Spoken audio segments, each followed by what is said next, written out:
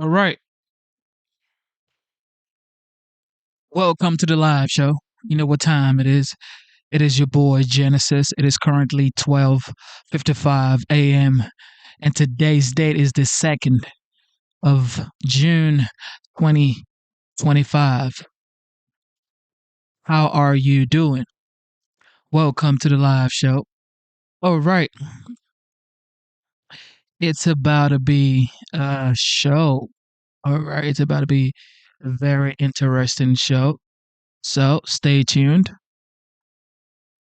The title is America, the greatest country. That's my belief, okay? Believe the United States is the greatest country in the world.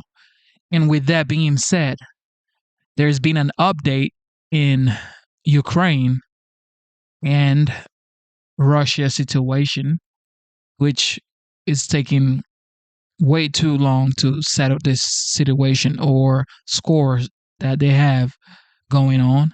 But Ukraine has just, in a new attack, I would say, destroyed 40 Russian planes.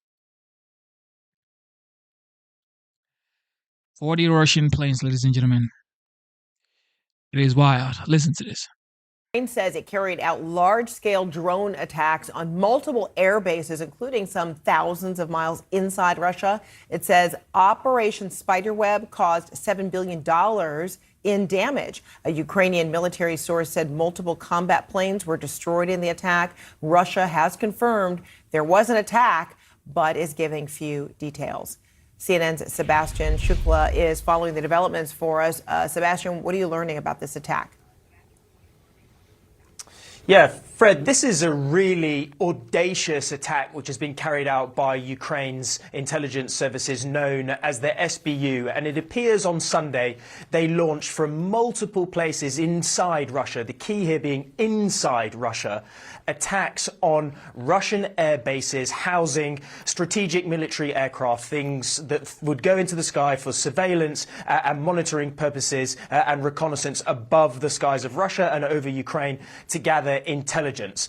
What the Ukrainians are saying is that this has been a highly coordinated attack with swarms of drones attacking these Russian air bases all at the same time. And those videos that have been coming out on social media show the devastation and damage that has been wrought on these aircraft, many of them on the tarmac there. There's one in particular, I don't know if we're able to show it. You can see a first-person view, from the drone that shows these planes and drones hitting these planes on airfields or in airfields inside Russia. It is a truly astonishing attack because what the Ukrainians have managed to do is damage some 40 aircraft, as you say, left billions of dollars of damage here for the Russians. And most surprisingly, these have taken place not on the borderlands or the areas of Ukraine where the fighting is going on. One of these, in particular, Irkutsk, is in Siberia. That's 4,000 kilometers away from Ukraine. And so this talks to a much broader,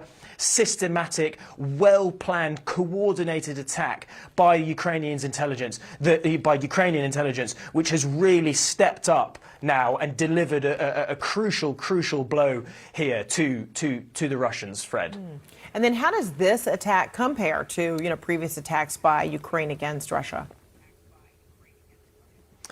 Yeah, well, this is a big one. And the difference, though, is that this has happened from inside Russia. We have all seen the videos of drone attacks hitting Russian military and infrastructure targets for the past many months. And it has been a coordinated campaign from the Ukrainians. But those have been launched by and large, if not all of them, from inside Ukraine. I have been part of a Ukrainian military intelligence operation to launch drones into Russia, but those drones took off from inside Ukraine. So this marks a major change. We've also seen the Ukrainians been able to push back the Russian Navy in the Black Sea, which has also allowed them to protect their coastline, the Ukrainians to protect their coastline, and attacks coming from sea into Ukraine. But this coming from inside Russia is a real game changer, and it will send a message to the Kremlin, Fred, that our operations now are becoming more sophisticated. We have the equipment, we have the hardware, we have the military know-how, and crucially here, we have the intelligence that allows us to operate inside the Russian Federation. And all of this coming at a time, Fred, where the Russians and the Ukrainians are due to meet tomorrow in Turkey to try to hash out, or at least make some sort of progress towards bringing into act a ceasefire to stop the fighting in Ukraine, which was supposed to be and is hopefully going to lead to finally the ending of this conflict, which has been going on now, Fred, since February 2022. All right, Sebastian Shukla, thank you so much. All right, let's bring in Jill Doherty right now. She's a CNN contributor, former CNN bureau chief for Moscow, and adjunct professor at Georgetown University.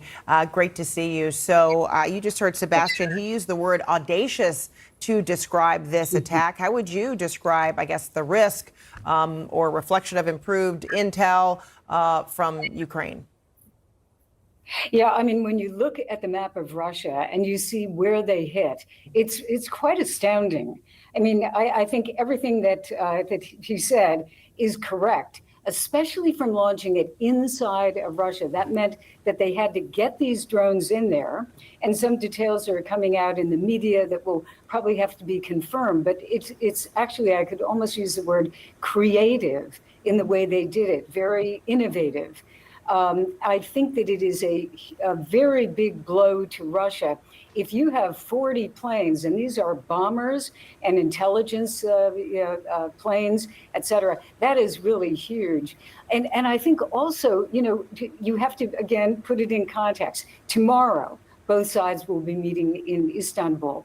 And this attack comes just days after Russia launched the biggest attack on Ukraine since the war began. I mean, they had drones and ballistic missiles. So we have enormously, increased fighting right now. I was talking to a friend of mine who is Russian, talking to a relative in Moscow, and saying that even the psychological effect of this is quite big, because that friend in Moscow was saying, the war has come to Moscow. It's no longer something that's far away in Ukraine. It is now striking the homeland, and thousands of kilometers and miles into the homeland. That's really significant. And this is happening on, the eve, loosely speaking, of what is supposed to be continued peace talks involving Ukraine and Russia, this time in Turkey again. So might this impact that? Well, it probably will, because of the, again, audacity of this attack. But it's very hard to say where those talks are going to go, because the Ukrainians have set out their position and what they think, ceasefire first, and then a long-term solution to the conflict. The Russians have yet to really be precise, but we pretty much know what they're going to say. It's not the ceasefire first. It's this, root causes, as they call it. And what they want is all of Ukraine, essentially. I mean, they want to neuter Ukraine. It won't be able to join NATO. It won't be able to have a substantial military. They want territory. The Russians want territory that they claim in kind of a legalistic way, but they don't even hold it. So this is, I don't know where they will go. Apparently, it's the same negotiating team from the Russians that they had at the last meeting, and that came up with essentially nothing. I think the question is, what does President Trump do with all of this? Because you have on Capitol Hill, not far from where I am, you have senators who are talking about, increased sanctions, and really very serious sanctions. And it's a bipartisan push for new sanctions. But the question is, will President Trump do that? And that's the huge question. Right. And if he does do that and, really give, some credence to what the senators who visited Kyiv last week, are proposing with these sanctions, how will that further cripple, if at all, Russia? I think if they did what they're talking about, which are called secondary sanctions, in other words, other countries that would buy energy, oil, gas, et cetera, from Russia would be sanctioned. Now, who are those countries? China and India, primarily. That could really hurt Russia. Right now, it's hard to imagine this, but the entire economy of Russia is now militarized. It is everything for the fight. And you have approximately 40% of the economy now devoted to either producing weapons, tanks, et cetera, or to mobilizing people, paying for those people who are being mobilized. 40%. And so and it's an economy that relies very heavily on the sale of energy. So this is very serious, and the economy is surviving, but it's increasingly being affected by these sanctions. So the new ones could really hurt if they are carried out in coordination with the Europeans, and of course, if President Trump were to really, do it. All right, Jill Doherty. I don't think this is looking good for Russians right now. They were supposed to meet with Ukraine tomorrow, and now this is happening. Of course, this may change course for sure, but I sort of kind of respect Ukraine for this. I respect Ukraine for this because there's no way that Vladimir Putin had a 2-hour call with the 45th, now the 47th president of the United States, and like 2 minutes later, sending drones into Ukraine. That's so disrespectful, in my opinion. There's no way that you call someone your friend that you say you respect. Vladimir Putin has said that he respected Trump so many times. So you say you respect Trump, you had a 2-hour call with Trump, and all of a sudden, you're bombing Ukraine. Yeah, whatever you see this time, man. I don't think Russia wants to end the war. I don't think they're trying to stop any war. So, look, it is what it is. It is what it is, ladies and gentlemen. You still believe that Putin actually wants to end the war? I can't tell you that, but I'll let you know in about 2 weeks. Within 2 weeks, we're going to find out. I think whatever or whoever is turning the heat up on Russia needs to turn it up even higher. Turn it up higher and make it massive. Like massive. Extremely massive. Very soon, we're going to find out whether or not he's tapping us along or not. Welcome back to Sunday Night in America. Vladimir Putin bombed Ukraine shortly after a prisoner exchange, and of course Ukraine struck back. Just today, Ukraine launched a massive drone attack, destroying 40 Russian planes. Putin is still killing innocent civilians, even after Donald Trump said stop. President Trump does not like being lied to or misled. We've said multiple times that we're going to judge Russia based not on what they say, but on what they do. And right now what's happening is not good. I think the president has judged Putin based on the nature of what was clearly extremely frustrating to him regarding the killing of civilians while talks are going on for a ceasefire. Yeah, it looks like they're 0 for 2. They lie and kill innocent civilians. There are also Senate and House members who long ago gave up on Vladimir Putin. They do not believe anything will stop him except crippling sanctions, a powerful NATO, and an armed Ukraine. Dan Hoffman is a former CIA station chief who served in Moscow and joins us now. Thank you for your service, Dan. I was not surprised Putin would talk peace while bombing innocent civilians. Were you? No, Trey, past his prologue with Vladimir Putin, this is what he's been doing for over 3 years in this war on Ukraine.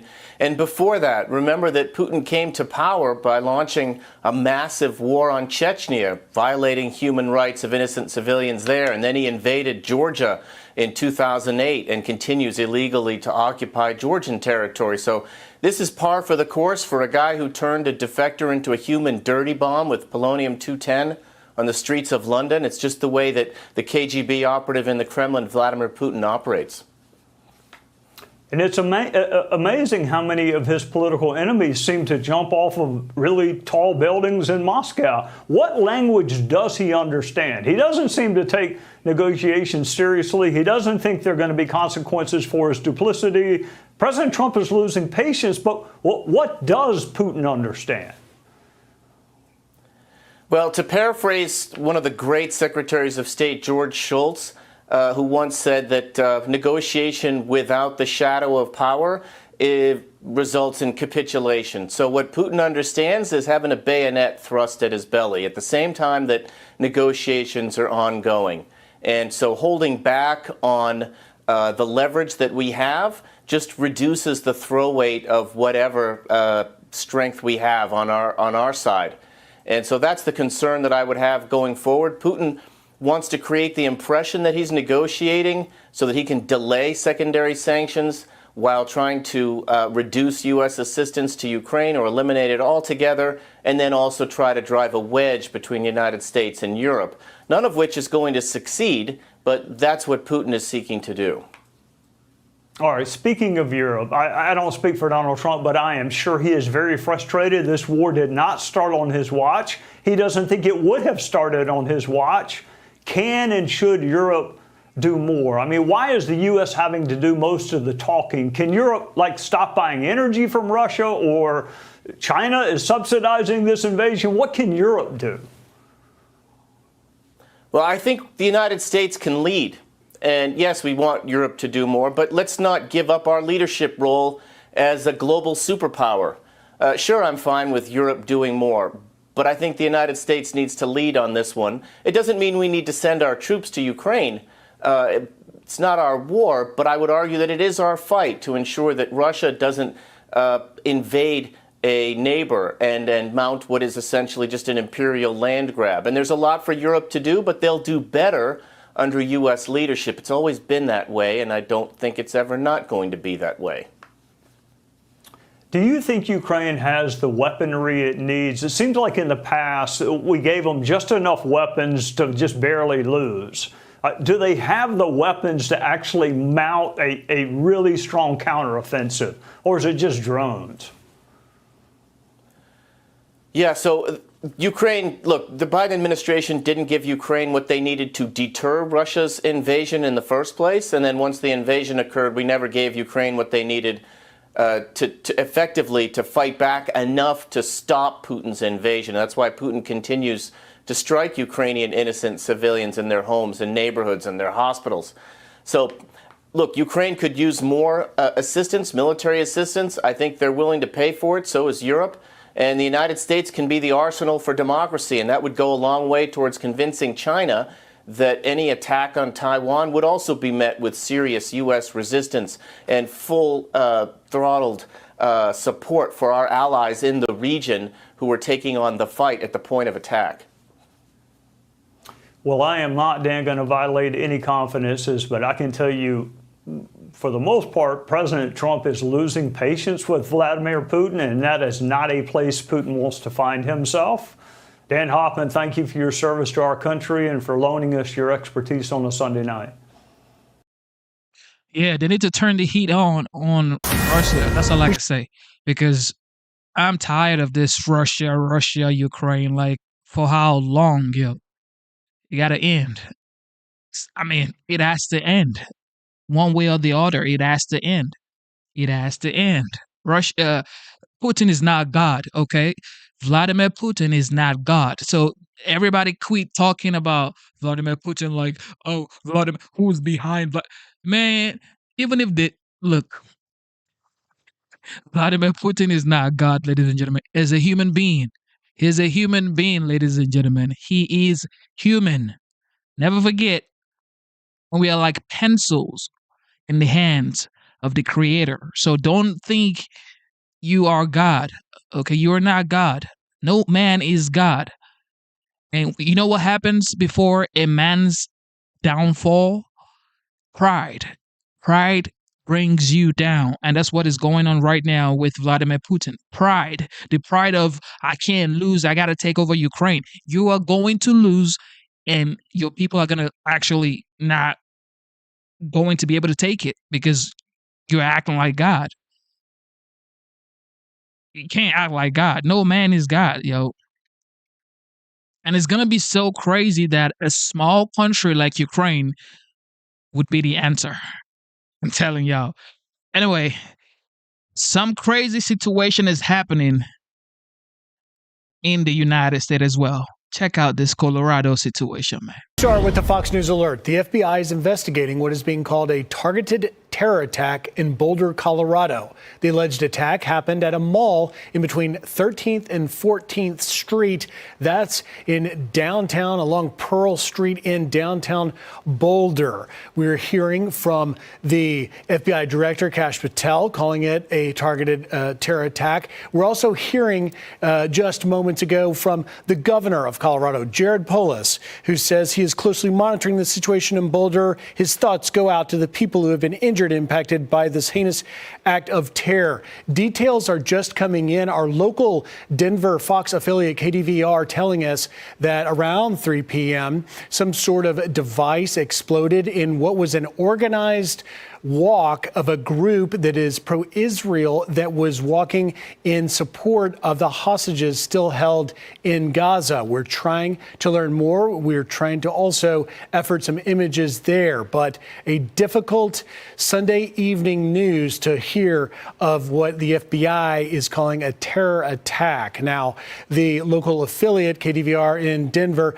talking to some individuals that appear to be part of this group called Run for Their Lives. Again, supporting, having a walk on a Sunday afternoon to support the return of all of the hostages, Israeli hostages in Gaza. One of the organizers saying that they are devastated by this, and we're trying to find out exactly what happened and why this happened. Police have evacuated that area. If you are watching this, hearing this in the Boulder area, stay away from that downtown area. They're clearing the scene. We're also hearing that local officials are preparing soon to have a press conference. Well, we will learn more about this. You're seeing now we've got a live shot here of Boulder, Colorado, where we're awaiting a press conference imminently. That's what we know. We will continue to bring you more. I'll broaden it out.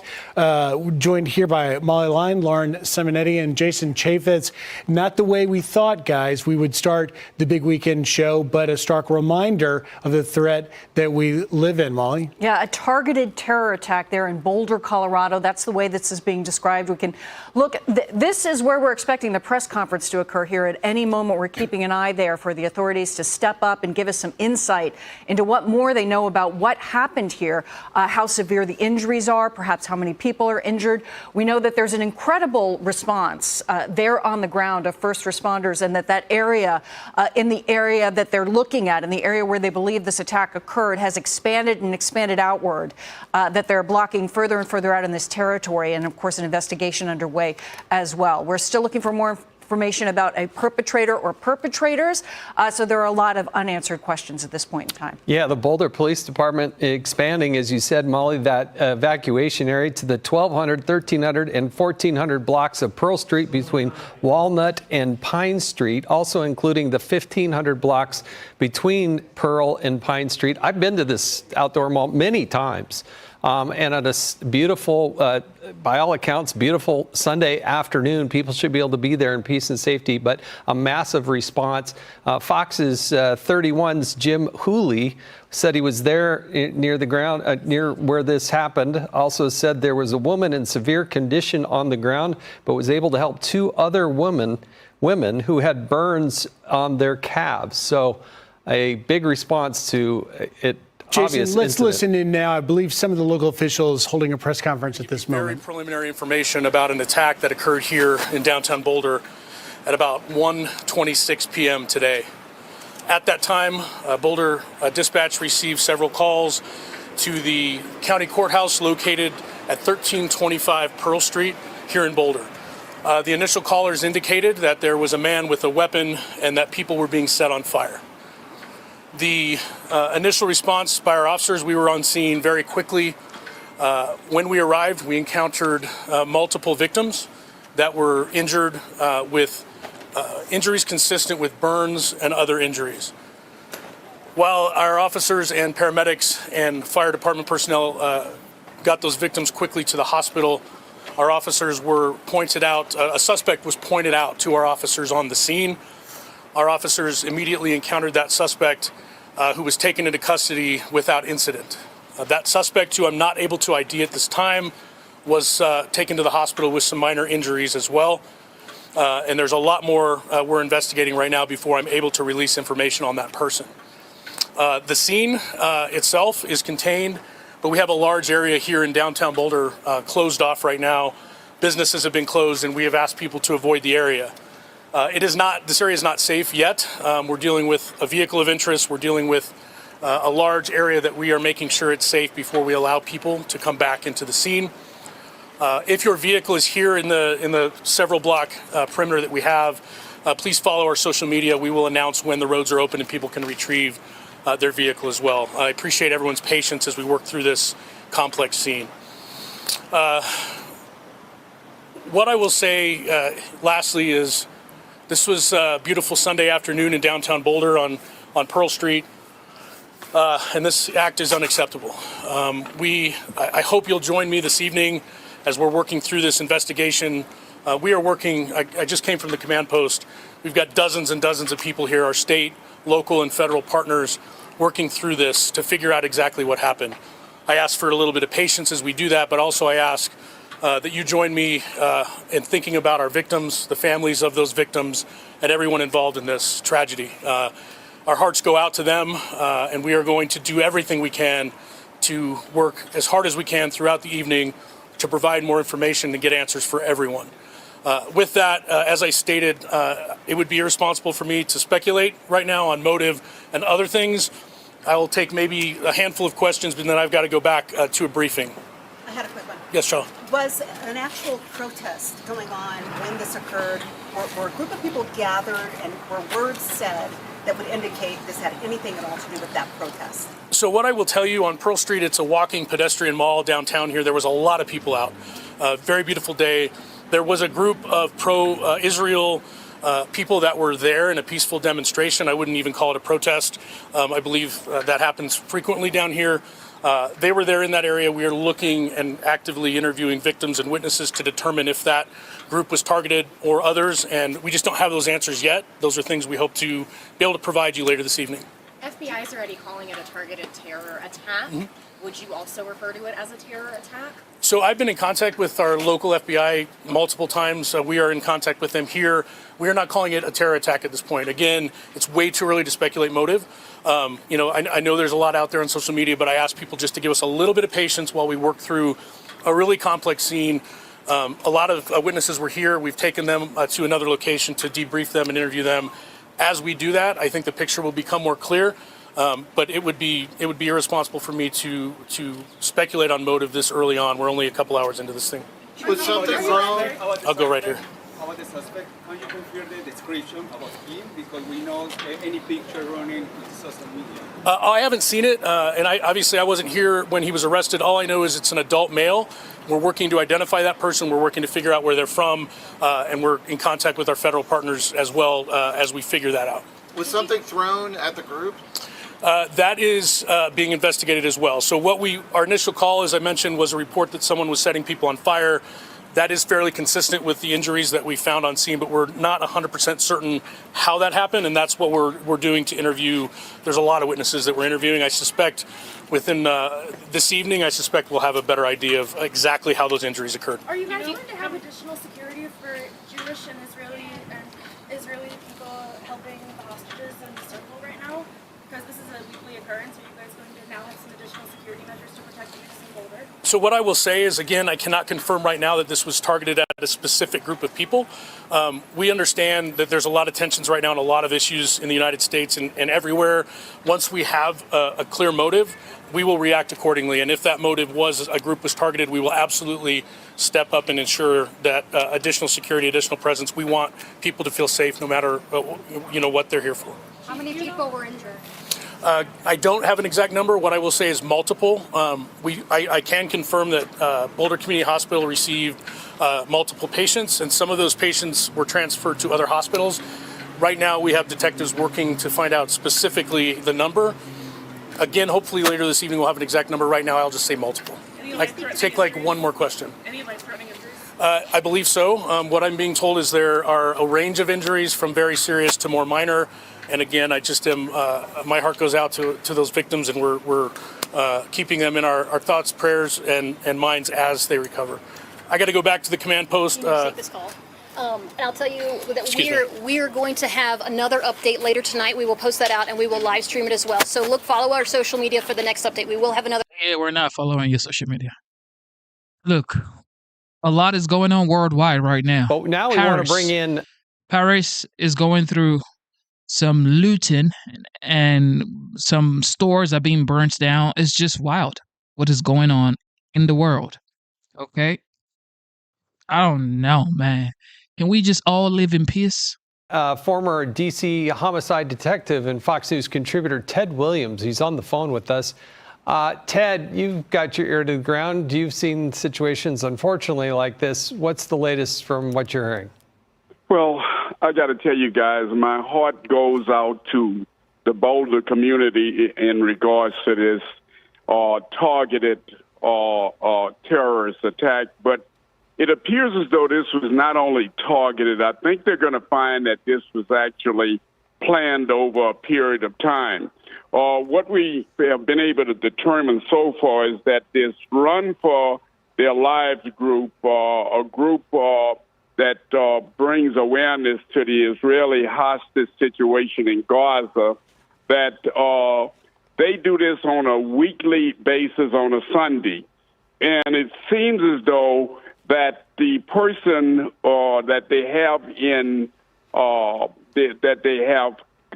incarcerated at this immediate time was a person who allegedly threw these incendiary devices, the Molotov cocktails, and set these people on fire, some of them. But this is something that I have been deeply concerned about, and that is lone wolves. And lone wolves working in America. Right now, we need to face the reality. America is a ticking time bomb when it comes to terrorism. And my rationale for saying that, guys, is all we have to do is to go back about a month or so ago where the governor's mansion in Pennsylvania was firebombed. The governor being a Jewish governor.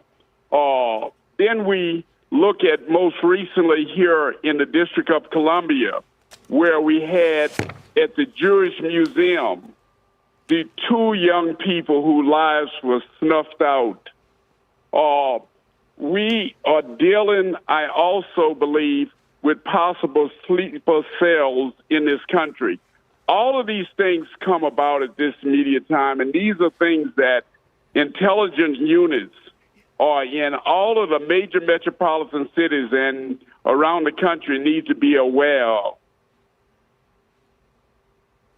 Yeah, Ted, I think we've still got you there. I'm not sure if you can hear us, but to your point about, your concern that there could be others here, sleeper cells or even others influenced. We're just now seeing a tweet from Tulsi Gabbard, the director of national intelligence, and she's saying that the National Counterterrorism Center is now working with the FBI and local law enforcement on the ground investigating what she calls the targeted terror attack against a weekly meeting of Jewish community members who had just gathered in Boulder to raise awareness of the hostages kidnapped during Hamas's attack on Israel on October 7th. She thanks first responders and local authorities for their quick response and action. But, this is certainly a quick reaction from not only the FBI, which, would normally otherwise be quickly on the scene anyway in a situation, but specifically the director of national intelligence.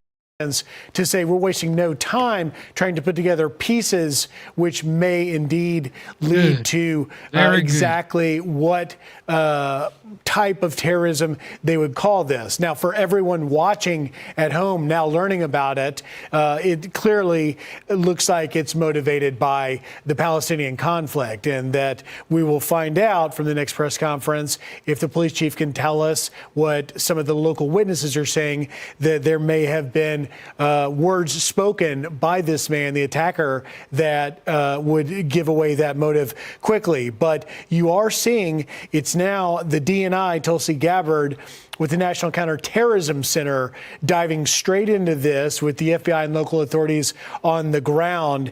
And you're seeing a number of Democrat lawmakers, the governor of Colorado calling it a heinous act of terror, the representative Joe Neguse calling it terror and anti-Semitism. And here in New York, where we've learned that the NYPD has say they're monitoring this and increasing security here in New York City. You've now got New York City Mayor Eric Adams weighing in. He says this: another act of horrific, vile anti-Semitism and terrorism in our country, as an individual violently attacked a peaceful crowd in Boulder, Colorado, gathered to call for the release of hostages still in Gaza since Hamas's terror attacks on October 7th. While we see no nexus to New York City at this time, the NYPD is increasing resources at religious sites throughout our city ahead of the sacred holiday of Shavuot, which you pointed out, Lauren, just a moment ago. So clearly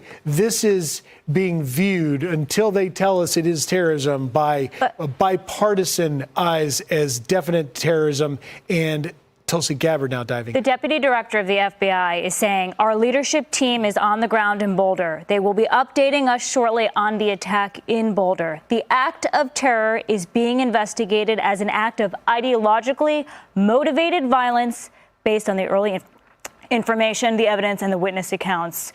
We will speak clearly on these accounts when the facts warrant it. That comes from the deputy director of the FBI, Dan Bongino, just moments ago.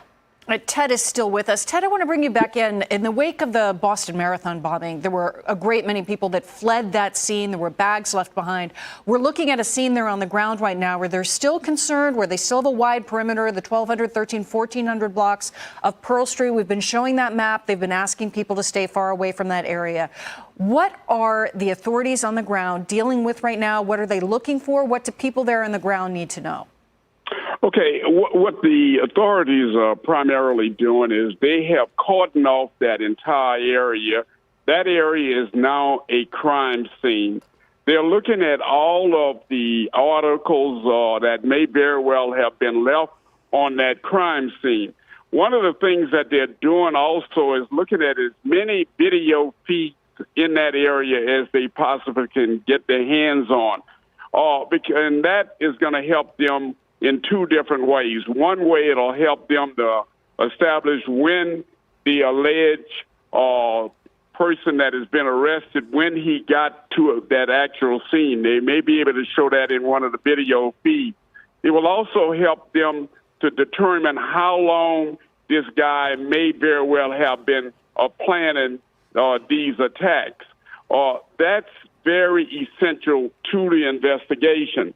I want to also say, look, we in America have to be more proactive in law enforcement when it comes to these terrorist attacks. We can't always be reactive. Right now, we're somewhat reactive because we're talking about what we're going to put into place and how we're going to protect certain groups that may very well be targeted. But we have got to take this fight to the terrorists.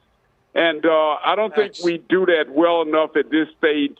We do have intelligent units in this country, and those intelligent units are part of the state and federal and local government. And we need to form some kind of a joint terrorism task force that will work toward bringing and rooting out the various terrorist sleeper cells that we have in America. And believe me, we have sleeper cells in America. So these are some of the things that they're doing. as it pertains to the person that they have taken into custody, they have, by now, they know a great deal about that person, I would have to believe. And quite naturally, they're going to his residence. They're talking to people, relatives and friends and individuals who know him. And they are also doing a social media scrub to try to find out as much as they can to try to determine what was his motive. We believe from all indications that not only was this a terrorist and targeted attack, but this also very well could be considered a hate crime. And I've heard several of the politicians that have chimed in on this talked about the fact that it could very well be a hate crime. And so all of those things are on the plate of law enforcement at this time as they look into this matter. Ted, we are grateful for your insights. Please stay with us. Hey, Sean Hannity here. Hey, click here. Okay, so another update. It has been confirmed that it is indeed a terrorist attack. Check this out. This is a Fox News alert. I'm Griff Jenkins in New York. A man is in police custody after he reportedly set Act people of on fire in terrorism. Boulder, Colorado. Okay, so it's been confirmed that it is an act of terrorism. Check it out. People hurt. The press conference in Boulder starting now. Let's listen in. FBI Denver Special Agent in Charge, Mark McCulloch. His name is Mark, M-A-R-K, McCulloch, M-I-C-H-A-L-E-K. After that, you will hear from Boulder Police Chief Stephen Redfern. That is S-T-E-P-H-E-N. Redfern is R-E-D-F-E-A-R-N. After the two men speak, we will take a few questions at the end. Thank you. And now, Mr. McCulloch. The FBI shares in the sorrow of the Boulder community, especially to those who have family or friends injured in this tragedy.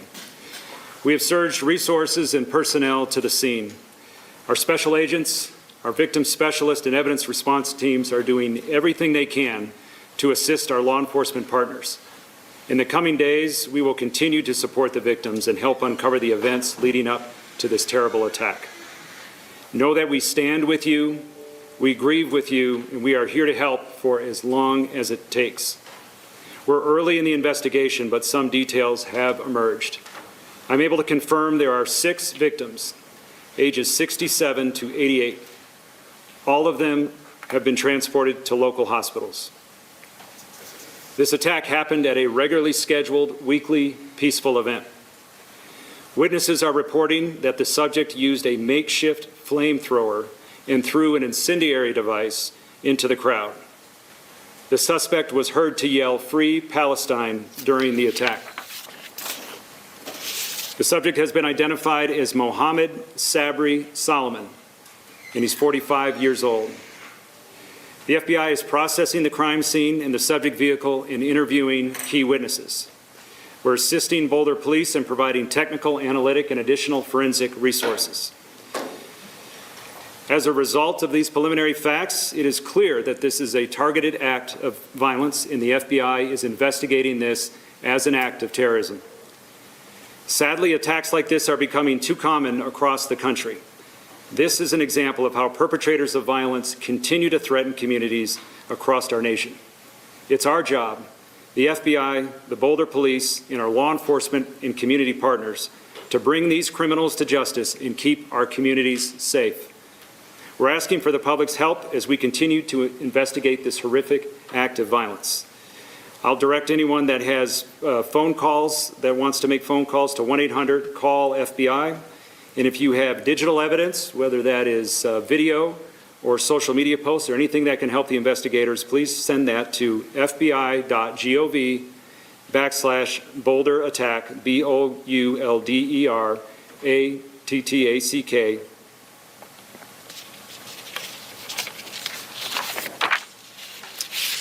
Our strength as a society comes from our shared values and our commitment to protecting one another. Any attempt to protect Any attempt to divide us through fear or harm has no place in Boulder, in Colorado, or anywhere in our nation. We stand in full solidarity with those targeted, and we will continue to ensure that justice is pursued swiftly, that support is provided to victims and their communities, and preventative action is taken to protect everyone's safety. And I'll turn it over to Boulder Police Chief Redford. Thank you, Special Agent in Charge. As was mentioned, my name is Stephen Redfern. I serve as the police chief here in Boulder. I want to thank, first and foremost, the FBI for their swift response today and our partnerships which preceded this attack today. We are very grateful for their assistance and will be working hand in hand moving forward. I want to give first an update on the scene. As many of you are aware, we have several blocks closed off in downtown Boulder surrounding the courthouse. We are still clearing that area for devices. We have multiple teams of K9 and our bomb squad and hazmat teams in that area. I cannot at this point give you an estimated time for opening of that area downtown. We're hopeful it will be this evening. We understand that people's vehicles are in that area that's closed and they'd like to get them. Please follow the Boulder Police Twitter account or other social media as well. We will report on that when we open that area. We want to be reasonably sure as best as we can before we open the area and let people go back there to businesses to get their vehicles that it is as safe as possible. The courthouse, I will announce, the courthouse will be closed tomorrow. There is business in that courthouse through the Boulder County. It will be closed tomorrow as we continue this investigation. Just a couple of mentions. We know there's other events, including things going on this evening in town and in the coming week, and we are ensuring that we have resources there at those events to ensure that people are able to go about their business safely in light of this attack. But as always, we urge people to call 911, call us if they see suspicious behavior, if they see someone that's acting in a manner that appears to be suspicious. We would like to receive that call, go out and verify whether somebody's behavior is malicious or not. I want to thank our law enforcement partners. I started by thanking the FBI, but when this call came out today, we asked for help from all of our partnering agencies, some of whom are here today, and I can't thank you enough. It's not the first time we've had to do that here in Boulder, and it's not the first time that we've had to do that in the metro area. And the Special Agent in Charge referenced partnerships. When we put out the call today, we had a lot of help, both locally and from the region, and I really can't thank our partners enough. I would be remiss if I didn't mention the first responders today. When this call came out today, our officers rushed as quickly as they could somewhere close to the area, and they immediately ran into a chaotic situation where a man was throwing Molotov cocktails and using other devices to hurt people. Our officers, as they're trained, immediately interacted with the suspect, took him into custody, and then began rendering aid to those victims. And I'm very proud of our response today. I'm very proud of our partners as well with the fire department and well as American Medical Response. Before we take some questions, I just want to say that Boulder is not immune to tragedy, sadly, and I know a lot of people are scared right now. A lot of people are upset and questioning how this happened and why. All I know is Boulder has recovered before from acts of violence, and we will again recover. I urge the community in this time to come together. Now is not the time to be divisive, and we will continue to ensure community safety along with all of our partners. To echo the Special Agent in Charge comments, our hearts go out to everyone affected today. Here and in Colorado, we understand that this has a ripple effect in many communities, and we are continuing to stand with and support the victims affected today by this attack. With that, I think we'll turn it back over to our public information officers.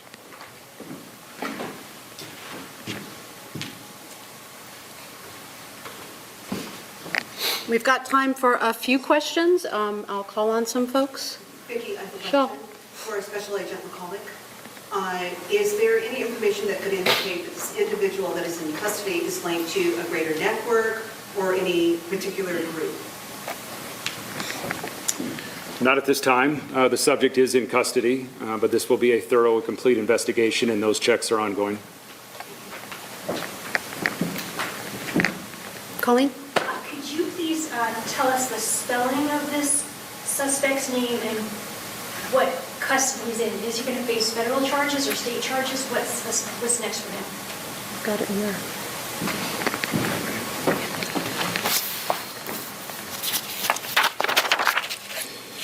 His name is spelled Mohammed, Mohamed, Sabry, Sabry, Solomon, Soliman. And we are early in the investigative process. Both teams are working side by side collaboratively, and we'll see where the investigation goes. Yeah, Kaylee. For the chief, any update on victims' conditions, how they're doing? Yes, and I'm not sure if we stated prior, but it's been reported to us that the victims' age ranged from about 67 to 88, I believe we mentioned. We know that 4 of those victims were taken to Boulder Community Hospital and remain there or have been released. I don't know the status of that. 2 additional victims were airlifted to the Denver metro area, I believe to Aurora Hospital burn unit. At this time, all 6 victims are still being treated.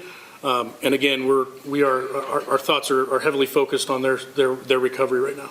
Anything on the conditions of them? So the question was about the condition of the victims. The last update I had is that at least 1 victim was very seriously injured, probably safe to say critical condition, and then other victims received more minor injuries. I think there's a wide range, but we haven't talked to doctors yet and gotten an actual rundown of specific injuries. That doesn't include the suspect, does it? The suspect was injured. The suspect was taken to the hospital, and he was examined there as well. I'm not sure if he's been taken to the correctional facility yet or not. One more question. There are people online who claim to be witnesses that say there was a second attacker. Can you speak to that at all? What I can say, and I will say that I've been involved in several of these mass casualty events in my career, and there is almost always reports of multiple suspects. It's very typical. We did receive reports of differing descriptions. From everything we know in the witness briefings and interviews that we've done at this point, we do not believe that there is an additional suspect at large. We're not going to say that with absolute certainty because we're still conducting a lot of interviews. But we believe that the initial report of 2 suspects, we have not been able to confirm that, and we're fairly confident we have the lone suspect in custody. All right, so we also had a question about the prosecution. Boulder District Attorney Michael Doherty is present and can elaborate a little bit on that. I'll turn the mic over to him at this time. Good evening. I'm Michael Doherty. I'm the District Attorney for Boulder County, and first I want to echo what the Chief and the Special Agent in charge said. Our hearts go out to the victims, their loved ones, and our community. I also want to recognize the community members who responded and tried to render aid in the moments after this horrific attack took place, as well as who helped law enforcement, which acted with great courage in apprehending the suspect who is now in custody. I will emphasize that we're in the very early stages here, but the response by federal, state, and local officials is underway, and I greatly appreciate the work of the Federal Bureau of Investigation. There are many agents.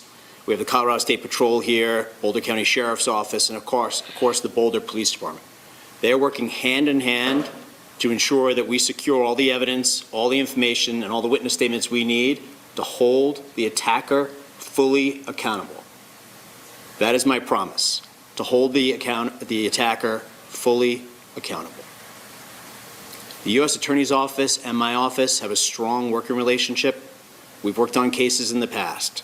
And as you know, when it's a mass attack, whether it be King Soopers, Club Q, Planned Parenthood, the list goes on, and unfortunately and tragically, that list is too long for the state of Colorado. But from those experiences, we have forged really strong working relationships and ensuring that we do everything possible, everything we can do and need to do to secure justice for the victims, their family members, and the Boulder community, as well as the state of Colorado. So we're in close communication with the U.S. Attorney's Office. The U.S. Attorney and I just spoke on the phone again now, and in the coming days, decisions will be made about what charges to file and where. There's a couple different options, but what I would stress now, most importantly, is we are fully united 100% in making sure the charges we bring hold the attacker fully accountable. Thank you very much. All right, thank you. Yeah, Lord. Please bring peace to the United States. All right, they're still clearing tonight the quite area. a lot about wanting to know about who this individual is, what about his travel, what about his background. And we can break to our viewers now, per 3 senior DHS and ICE sources to Fox, according to our colleague Bill Malusian doing some great work, that he is an Egyptian national who is in the U.S. illegally because of a visa overstay who came during the Biden administration. Mohammed Sabri Solomon first flew into the U.S., according to these 3 sources of the DHS and ICE, flew into the U.S. on August of 2022 at LAX. He was authorized to stay through 2023, but never left. A little bit of more details coming into this, but you were very interested to learn as much as you can about Solomon's background.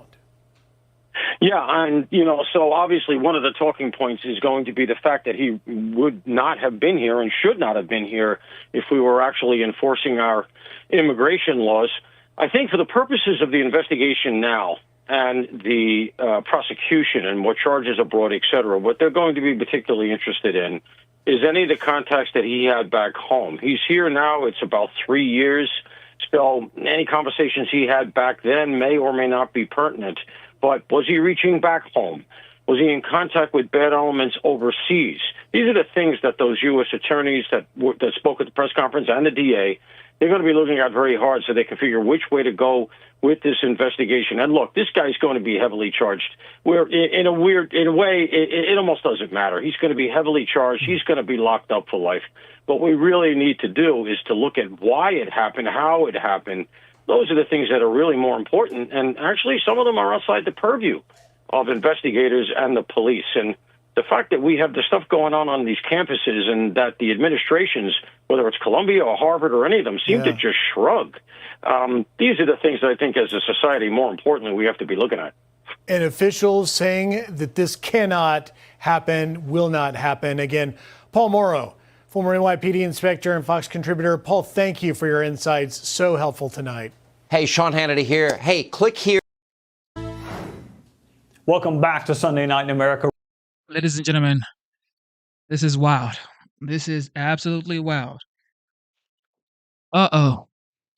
Double tap your screen to give this video a like. Double tap your screen twice to give this video a like. And God, bring peace to the United States. This is the greatest country on earth, regardless of what's going on right now. This is the greatest country in the world. Now, Jasmine Crockett, the new Democrat star, he is now questioning the mental acuity of President Trump. The Republicans were in the wilderness after President Obama won, and so-called experts shared free advice, which was worth exactly what we paid for it. And now Democrats are in the slough of defeat. If Jasmine Crockett is a thought leader of the party, Democrats will stay in the wilderness longer than Moses did. I mean, he literally sounds like someone who is broken out of the insane asylum. Like, he just be all over the place. Like, get him some ADHD medicine, if nothing else, because I don't know where he's ever going to go. It is time for Republicans to start calling him out and start questioning his mental acuity and whether or not he is equipped to serve mentally. We know when it comes down to his criminality, he is not qualified to serve. But this is just absolutely deplorable. You know, it's hard to know where to start with Ms. Crockett. She mocked the governor of Texas for being paralyzed. She conflates attention deficit disorder with insanity, which is both cruel and medically stupid. What she's really saying is that a majority of her fellow citizens voted for someone who's insane. So what does that make us? Here's some free political advice. Insulting voters typically is not a pathway to success. Joining us are Ben Domenech, editor-at-large at The Spectator, and Kevin Walling, a Democrat strategist. Welcome to you both, gentlemen. Kevin, I have been around you both on and off air, and I have never heard you utter a mean-spirited comment in the whole time I've known you. Ms. Crockett belittled a paralyzed governor, conflates attention deficit disorder with insanity. There's clearly another way. I've never heard you do any of that. Is that really the path to winning national elections, to mock a guy in a wheelchair? It isn't, Trey, and it's good to be with you. Listen, I think you actually give Congresswoman Crockett good advice. It's never a good idea to insult voters or to question why it is that they support one party or the other. You know, I'm married to a Republican from South Carolina. I just flew back from our home in South Carolina. I believe strongly in a bipartisan approach to win voters back to the fold. We've got elections coming up, not just 2 years from now in the midterms, but we got an election coming up in New Jersey and a key state, Virginia, in just 6 months. And insulting voters is not the path back for Democrats. It's being welcoming and giving a different approach to those Trump voters and a different path forward to bring them back to the fold. All right, Ben, AOC and Jasmine Crockett represent single blue districts in New York and Texas. My math is as bad as Mrs. Crockett's grammar, but that's less than 0.5% of the country. Are folks who can't win in swing states really the right spokespeople for Democrats? Well, I think, Trey, from the past experience that Republicans have had in the wilderness, that sometimes there are these voices that emerge that say things that appeal to the extremes of the party. The problem, I think, for Democrats is that the extreme in their party is a much bigger chunk of their party than they need at this point in order to be able to bridge the divide that Kevin is talking about.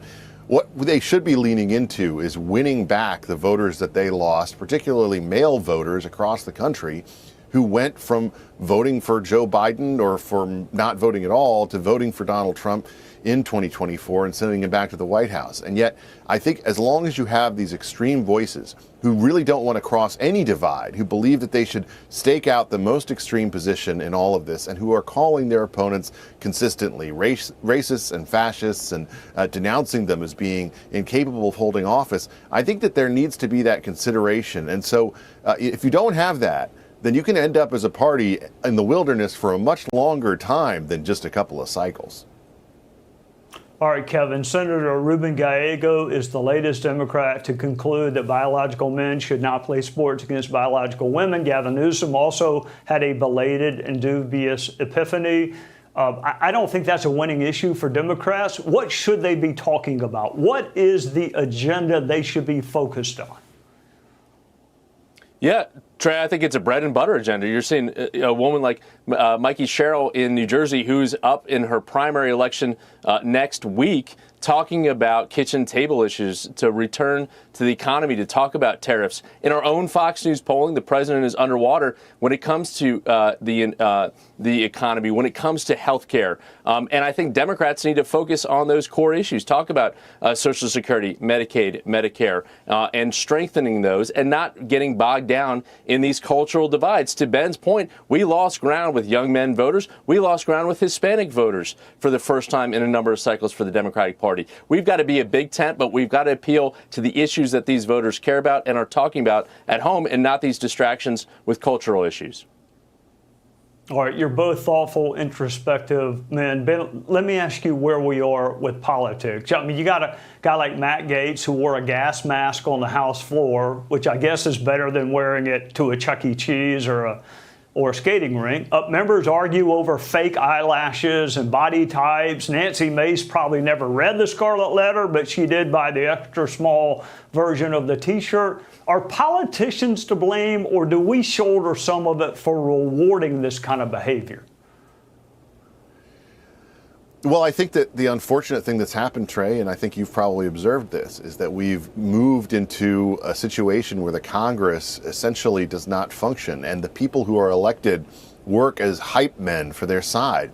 whether it be on the left or the right. And that's something that is very damaging, I think, to them being able to do their jobs, for one, but also damaging to the country, because you end up having a representation that is based on the number of likes you get, the number of clicks you get, whether you can, put the right thing out on TikTok or X or what have you. And that's not the way that we ought to have a governing body that is meant to be the most powerful body in terms of our breakup of government. And that's something that I think has to change, dependent on the voters demanding more of who they elect, demanding that they actually respond to the real concerns, the kitchen table issues that Kevin mentioned, as opposed to engaging in culture war commentary or insults that go viral that don't actually amount to anything at all. They get a lot of attention. They may get a lot of people clicks in terms of the media, but they don't actually do anything to make the country a better place or to make us a better people. Yep. Congress is Article 1 for a reason. And Kevin, you need to get on the plane and get on back home to South Carolina as quick as you can. Amen. Thank both of you. I'm heading there next week, and I could not agree more with Ben. All right, good. See, there we vote differently, but we all have civility towards one another. We can do it. See, we just proved it. Amen. You both have a great Sunday night. And this is what I always tell people. It doesn't matter if you're a liberal or a conservative, as long as you believe that you're fighting for your country and that you are an American first before you are a conservative or a liberal, we can do this. Okay, unity is what we need. All right. It doesn't matter if you didn't vote for Trump, but you cannot be an American and be praying for Trump's failure. Because if Trump fails, what do you think happens to the United States? He is the leader of the United States. So you can't be praying for your leader to fail. Can we pray for our leaders? Okay. The Trump White House currently facing a backlog of thousands of reported cases of illegal child migrants being victims of human trafficking. According to HHS, the Biden administration failed to investigate more than 7,000 cases reported as part of a 65,000 case backlog. HHS whistleblower Tara Rodas joins us now. Tara, I know this is an issue close to your heart. It's close to mine as well. Tell us what's happened since you have been a whistleblower during the last administration. What's been happening now, and about these 7,000 cases that the Biden administration failed to probe? Yes, well, good morning, Rachel. It's a pleasure to be here, and thank you so much for shining a light on what we now know was the Biden-Harris administration government-sponsored, taxpayer-funded child trafficking. So the new administration under President Trump has taken unprecedented action to find these children. Now, sadly, they were stonewalled here in the beginning. They're starting to get access to the data. Senator Grassley, who has been a huge champion for these endangered children, has been on the case, putting forward subpoenas, putting forward cases. And the Trump administration, miraculously, in just a 4-month period, has gone through about 28% of that backlog. There's much more work to be done to save these endangered children. And thank you so much for shining a light on this. I think America needs to know about this great humanitarian crisis that we have with these endangered children. Yeah, it's remarkable. I still remember Javier Becerra saying, referring to the children as like widgets on a Ford assembly line, telling HHS or telling all of his employees at HHS, hurry up, process them through. So they all got through, and now what? How is the Trump administration dealing with this? Is it that they're going out and finding the kids? How is it working? Because we're all so curious. Where are they? Who has them? Who are these adults? And does something happen to the adults who are claiming to be their parents? Many of them aren't. Well, yes, we do know that many of these sponsors of the children are not family. In some zip codes, the New York Times, if you can imagine, even revealed that in some zip codes, less than 10% of the children went to family members. This is unacceptable. When I raised my hand to help the Biden administration with this crisis, I believed I was going to help place children in loving homes. I had no idea that we were sending children to criminals, to traffickers, and to members of transnational criminal organizations. So the Biden-Harris failed open border policy allowed bad actors into the country. Transnational criminal organizations, foreign terrorist organizations, MS-13, 18th Street Gang, and we know they are sponsors of children. We know that to be fact because in early 2021, DHS whistleblower Aaron Stevenson began to sound the alarm that 18th Street Gang, MS-13 were getting the children. So the Biden-Harris administration turned vulnerable children over to high-level criminal actors. So these children, they're not merely victims of this terrible border policy under the previous administration. They are actually now hostages to criminal cartels. And this administration will not stand for that. They will not allow crimes against children to stand on their watch. And they are out there using every mechanism that they have. There's still more work to be done. There's still more data analytics solutions that can be done. There's still access to data systems that they need, but they're going to get it and they're going to find these children. Well, it is just remarkable hearing that our government allowed this to happen under their watch. Knowingly, Joe Biden did this because they were so committed to their open border policy, probably for electoral reasons, and they didn't care that there were child victims in the process. Thank God that you are doing the work you're doing. Thank God for Grassley and, of course, for Donald Trump and Bobby Kennedy, who have committed themselves to finding as many of these children as we can. Sadly, I think some of them will be lost forever. But Tara, we really thank you for coming in. As you get more information and more updates, please let us know. We want to follow the story. We care about these children, and it's very sad. Thank you so much, Tara Rhodes. You're a brave woman. Thank you. Oh, my goodness. If you have kids and you're listening to this, you just know it is sad to hear. Absolutely sad to hear. All right. All right, welcome back. Growing outrage in California as a biological male dominates in first place, winning 3 state girls track and field championships. Our next guest has been calling out the unfairness since she was forced to compete against a trans swimmer in college and has made the fight for women's sports her mission.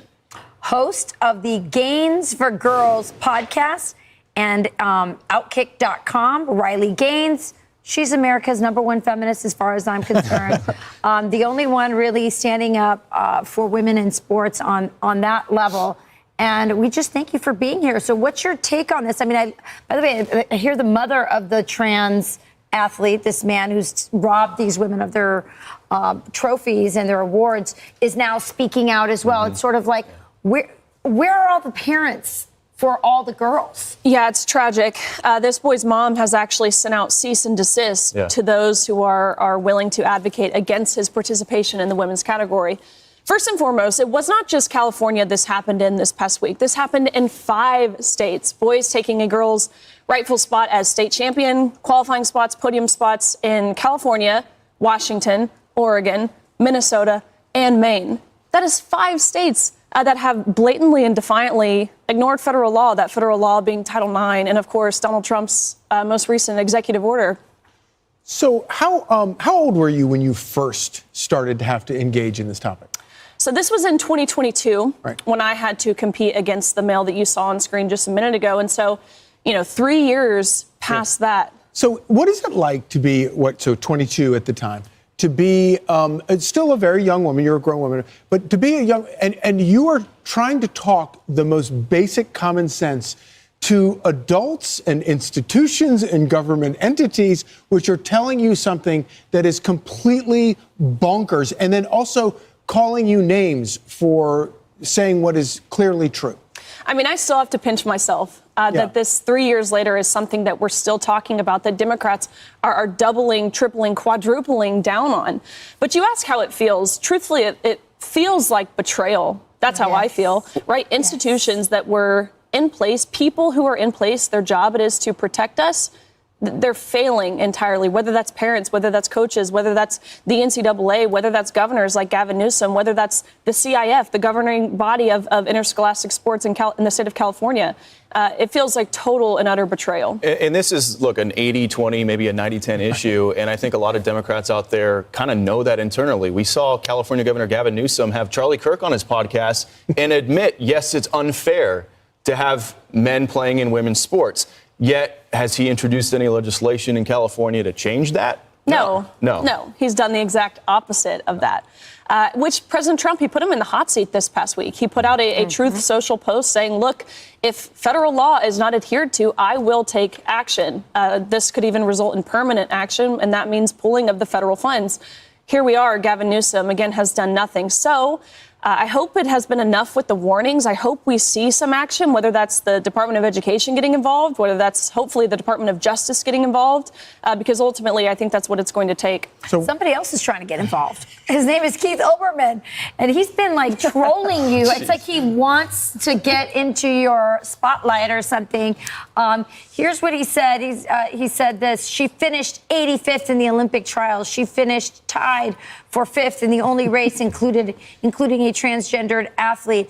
If there had been none, she might have finished tied for 4th or had 5th place to herself. Riley Gaines was somehow a worse swimmer than she is a MAGA stooge.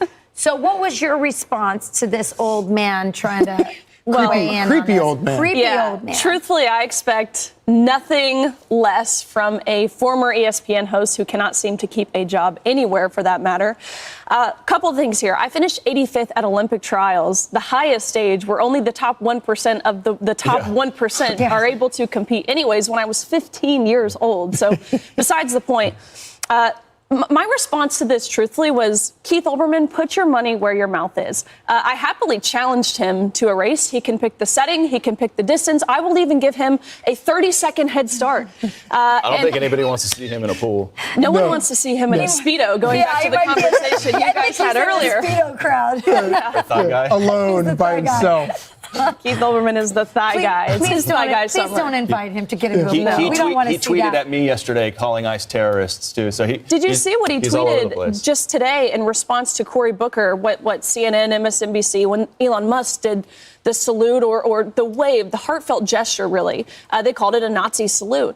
Keith Olbermann has gone to X this morning to say how Cory Booker and Elon, it was totally different because Cory Booker's thumb was out from his hand. This man is delusional and senile and lives in his mom's basement. Well, we are so grateful to you for everything you do, but one of the things we're really grateful to you for is dealing with Keith Olbermann for the rest of us. Someone's got to do it. So thank you Someone's got to do it. Public taking on the feminists, she's taking on Keith Olbermann, and she's saving. I don't know why this is still a conversation. What they need to do is put transgender in the same sports, okay?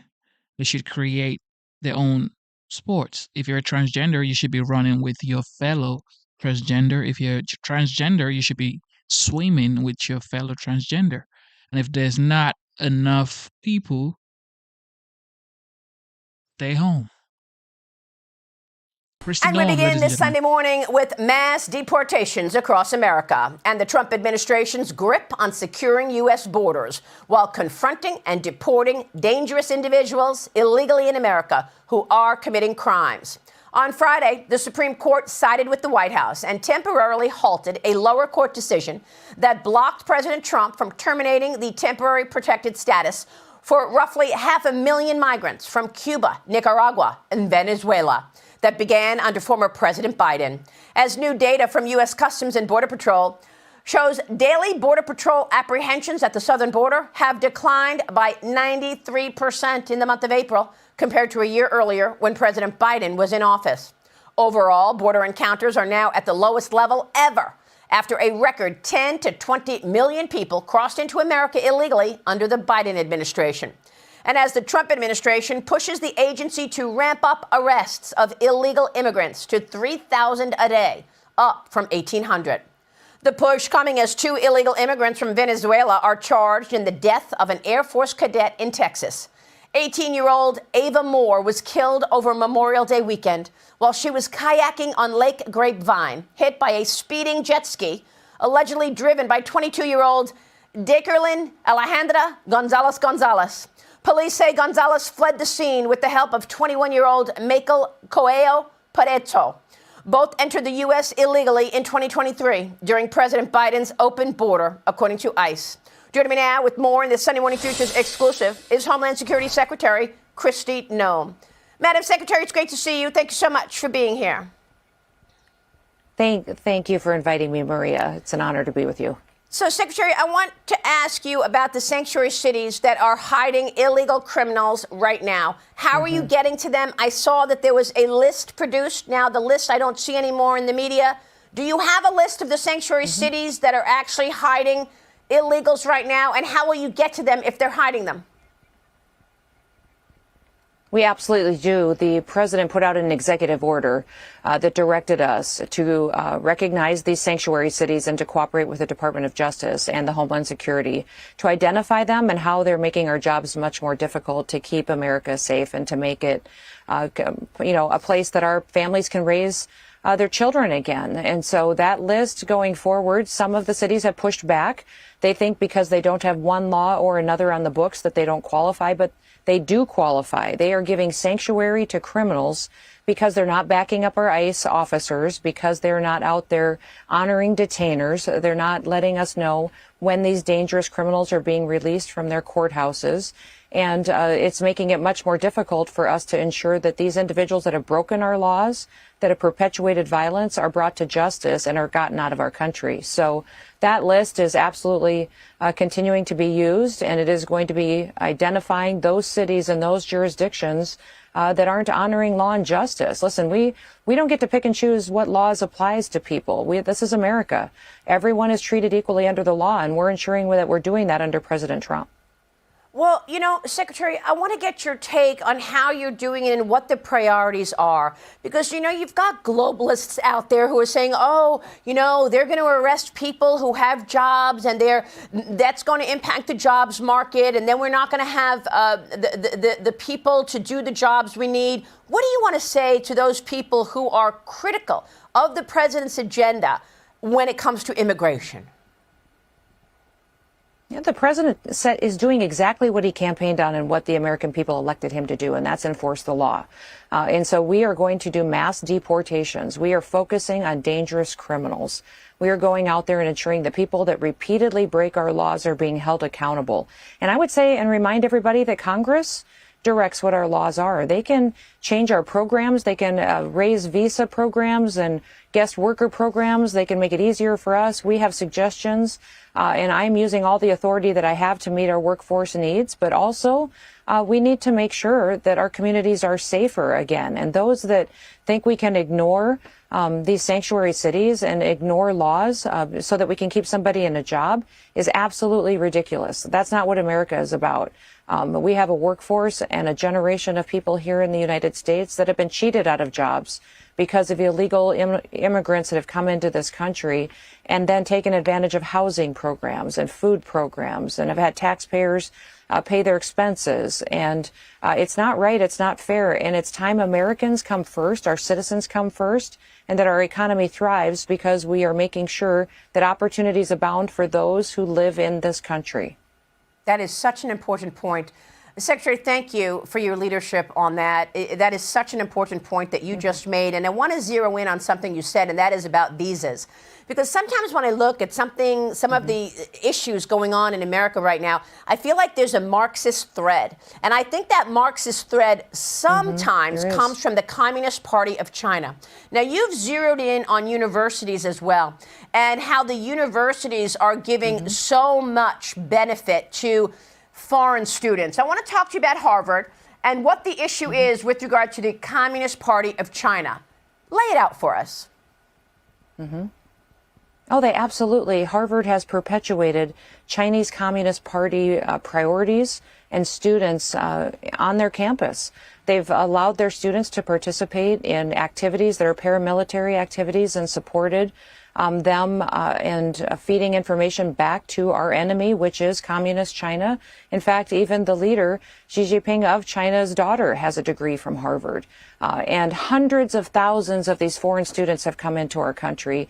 And our universities have facilitated it because they pay full tuition. They've taken away opportunities from our American students, and then they've allowed them to perpetuate violence, attack Jewish students, and put forward more anti-Semitism and be racists. And then communist and Marxist ideologies were allowed as well on these campuses. So Harvard has talked a game to where now they say they want to comply with the requirements of our foreign student programs. They absolutely have not. They have not followed the rules of the program, the vetting processes of these students, giving us the information on their criminal background checks, what they may have done to break the law in their country or here or promote violence on campus, and they won't comply. Therefore, they will not get to participate. They want these students on campus because it's almost 30% of their students. They pay full tuition, and they also have ties directly back to China. China hates us. And they have infiltrated our country. They've hacked into our systems. They've proven they can shut down our critical infrastructure. They're not just building up their military. They want to destroy us. And Harvard is allowing that to happen on their campus. And the Trump administration's going to stop it.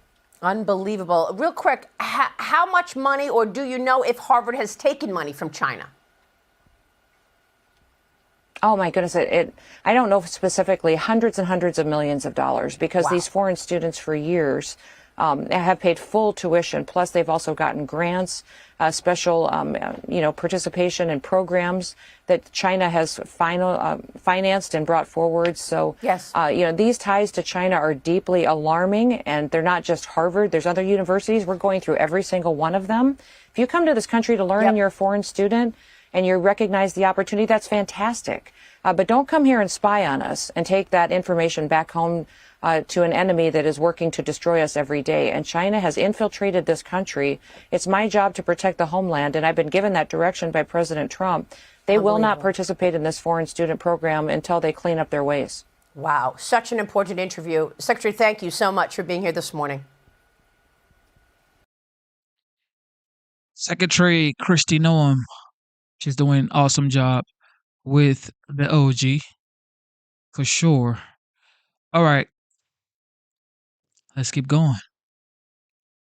And now back to the uncertain future of President Trump's vast tariffs and what's next after a flurry of court rulings. Joining me now, Commerce Secretary Howard Lutnick. Welcome back to the show. Great to be back. Okay, so we want to start here with the Court of International Trade. This is a decision that went against the president days ago. They said because of the Constitution's express allocation of the tariff power to Congress, an unlimited delegation of tariff authority to the president would constitute an improper abdication of legislative power to another branch of government. Just to boil that down, they said he can't do it, but that decision is on hold for now. What is the backup plan? Well, think about it, how silly that is, right? So Congress gives the president, under this IEPA authority, the ability to take on other countries who are creating a national emergency. And the $1.2 trillion trade deficit and all the underlying implications of that is a national emergency. It's gutting our manufacturing base. The president takes that on, and Congress lets him do it, specifically does not vote to take it away, calls a vote and says he can keep it. So what's going to happen is we're going to take that up to higher courts. The president's going to win like he always does. But rest assured, tariffs are not going away. He has so many other authorities that even in the weird and unusual circumstance where this was taken away, we just bring on another or another or another. Congress has given this authority to the president, and he's going to use it. Okay, so you know that these two federal courts have so far said the use of that law and those emergency powers not proper. It is on appeal, so we'll see what the potentially Supreme Court has to say about it. But in the meantime, it sparks this question about whether if other countries think that our court system's potentially going to shut down these bigger, more sweeping tariffs, you're losing some kind of advantage in negotiations. Reuters quotes an EU official saying this, quote, "The uncertainty as to the legality of the reciprocal tariffs certainly gives us," meaning them, "extra leverage." Here is how Jonathan Turley put it.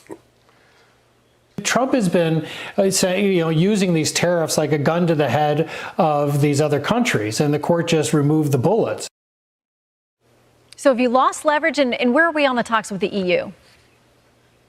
All right, so the president said he was going to put a 50% tariff on the EU. And as I said, not only does he have this authority under IEEPA, but he has many, many other authorities. The European Union sent in after this their first offer. So they are at the table. They are negotiating. You can't listen to silly people making silly comments.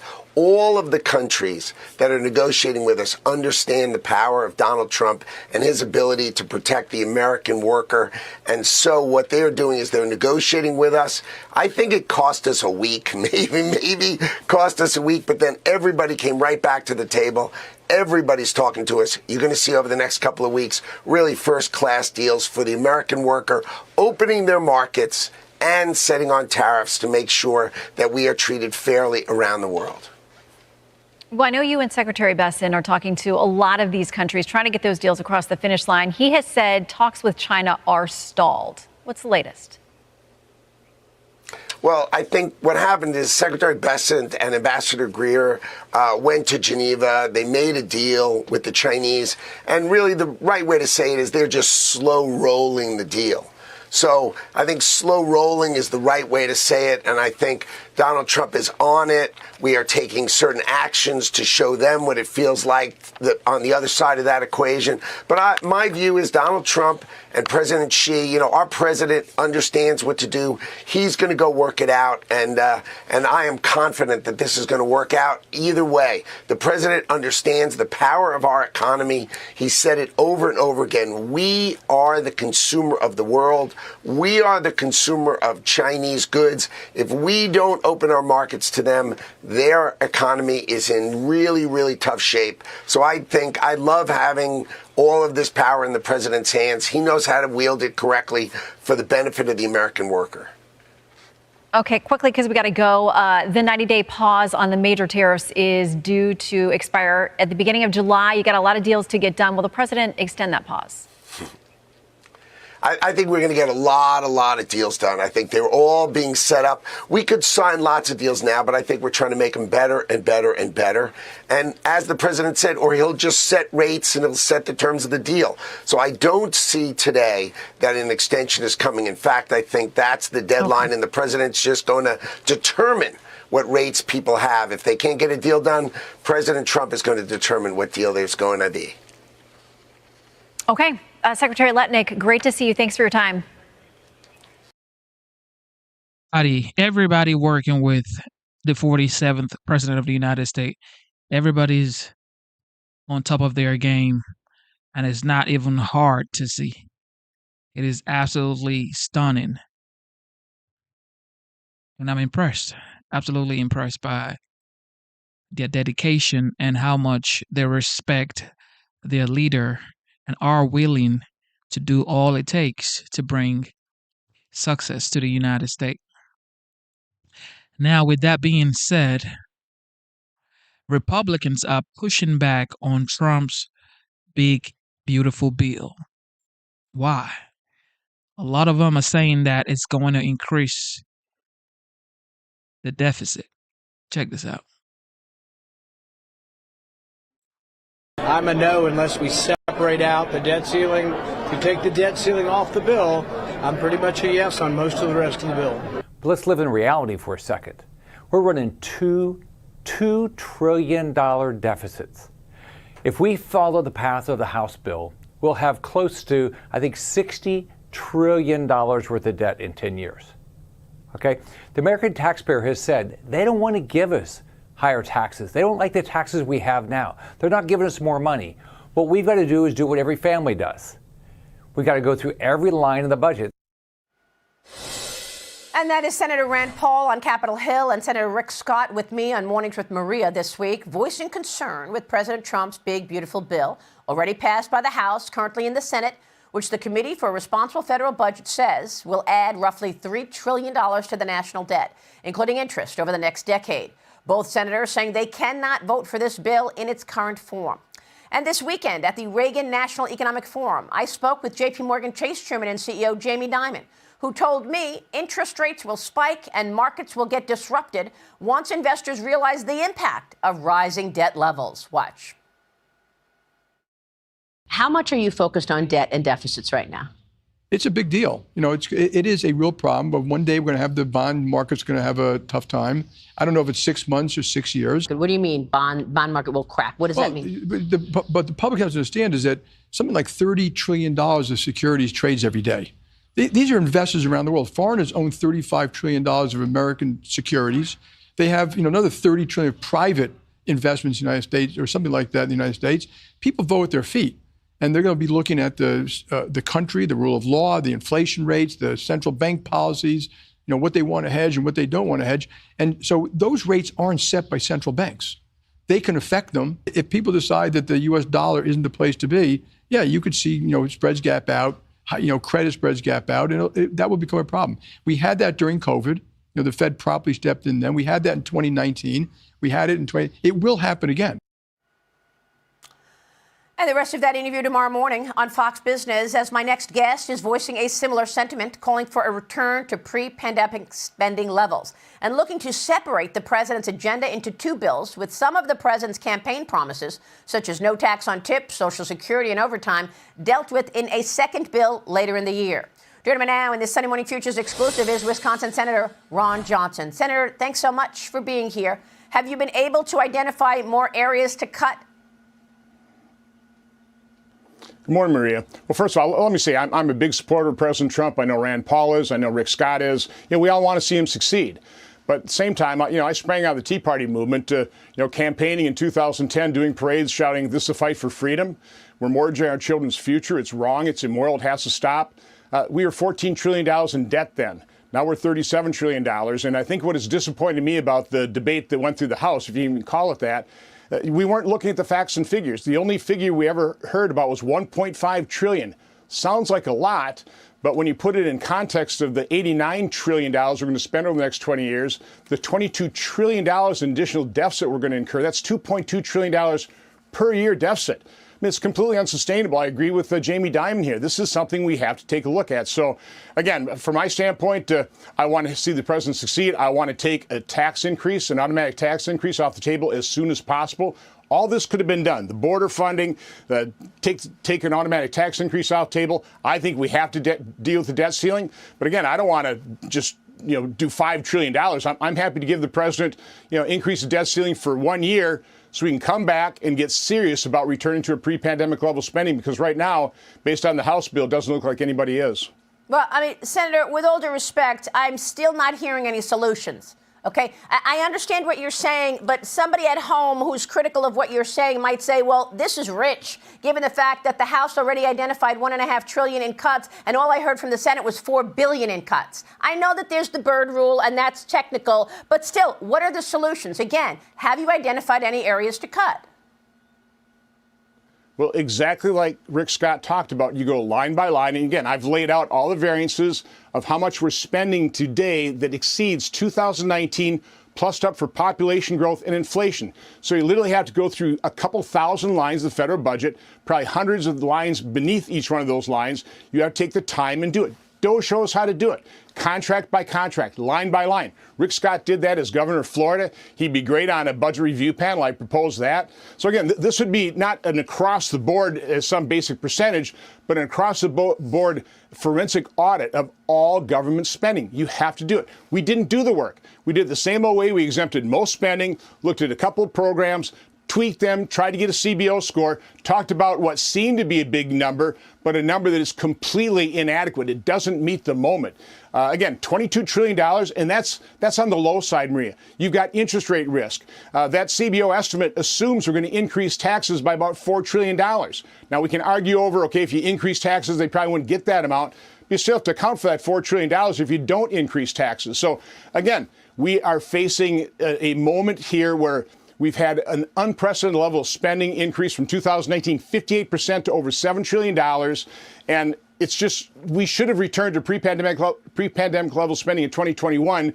Joe Biden didn't do that. He averaged $1.9 trillion worth of the deficits.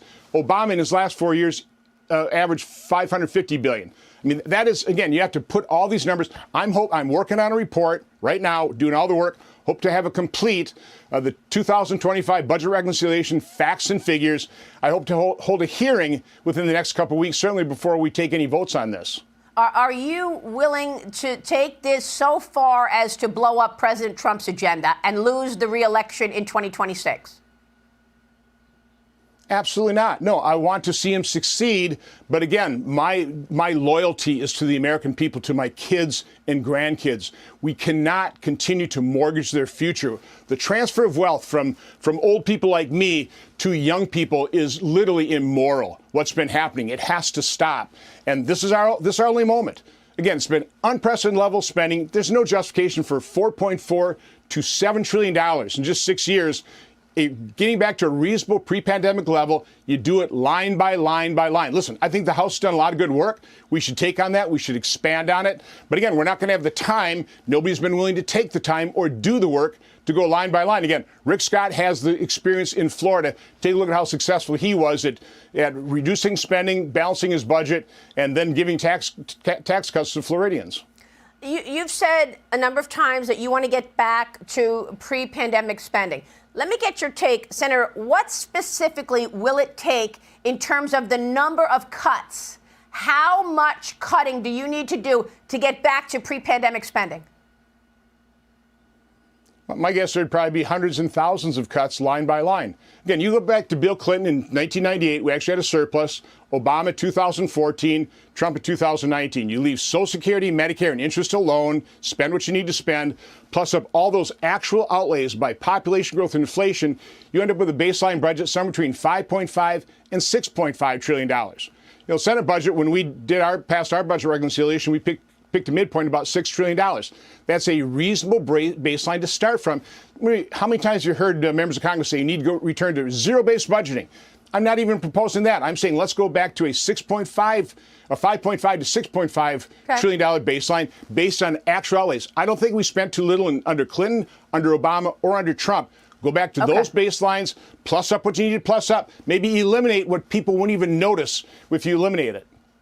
Will you be able to do this? Do you think this is doable by the end of July and get the bill passed? Yeah, if we split this thing into two parts, border defense, take what spending cuts that we've already identified, bank those, extend current tax law, take an automatic tax increase off the table, increase the debt ceiling for about a year. By the way, that'll be a shocking amount, about $2.5 trillion just to get us into March of 2026. That ought to tell people we better fix this. Senator, great to have you. Thanks for walking us through it. We so appreciate your work. Senator. Well, the fact that GOP leaders are actually standing for not increasing spending, I'm pretty impressed. For real. I'm pretty impressed. But so what's the solution? They better have a solution for it because they may be paying a heavy price for 2026 midterms. All right, here we go. The man leading that investigation is the chairman of the Oversight Committee, Chairman James Comer, who joins me right now, along with Peter Schweitzer, who is probing the consequences in his role as president of the Government Accountability Institute. Gentlemen, thank you so much for joining us this morning. Congressman Comer, thanks for your leadership. What can you tell us about your investigation? Well, we've identified the 4 staffers that we believe were the ones who actually took the documents and placed them in the auto pen, pressed power, and had Joe Biden's signature magically appear on these. We want to know who gave them the authority to do that, and we want them to walk us through the exact process of how major items of huge legal consequences like pardons and executive orders ended up being placed in the auto pen and having Joe Biden's signature forged on there. We also are bringing in Dr. O'Connor. Dr. O'Connor was a physician. Ronnie Jackson did a great job talking about the holes in his analysis that he made public versus the reality of the health situation that Joe Biden was really in. And if you'll remember, Maria, back during the Biden influence peddling investigation, Dr. O'Connor's name came up in one of the schemes with Jim Biden with AmeriCorps Health, and that was a scheme that Jim Biden and Joe Biden were involved in. That was one of the the schemes where we identified Joe Biden actually received $200,000 in an influence peddling scheme. So we believe that Dr. O'Connor, as Ronnie Jackson said, was very involved with the Biden family. We believe that there was, the possibility that he would, maybe sign something that wasn't true and make public with respect to the president himself. So we have a lot of questions, and I can say today that their attorneys, when we sent the letters, you have to give them a few days to lawyer up. All 5 of the people we sent letters to have hired attorneys. We're communicating with their attorneys, and I hope that at the beginning of next week, we'll announce dates where they'll be coming in for transcribed interviews. At the beginning of next week. Peter Schweitzer, what is your reaction to all of this? And give us a sense of what you've learned. Well, I think the House Oversight Committee is doing terrific work, as they did on the Hunter Biden case. And I think this is essential because what we're talking about here is essentially the capture of the Oval Office, potentially by people that were not elected, who are really running things. My concern is the question of the quality of the testimony they're going to get. Congressman Comer, a few months ago, sent to Attorney General Pam Bondi a very detailed list in letter form of all the examples of the Biden family lying under oath before Congress. And the point is, if you can get away with lying before Congress, they're going to continue to lie. So my question is, Congressman Comer, has there been any movement at all by DOJ on any of those instances of people lying before your committee? Congressman? Not yet, but we're hopeful. Not yet, but we're hopeful, and we're obviously pushing the Department of Justice.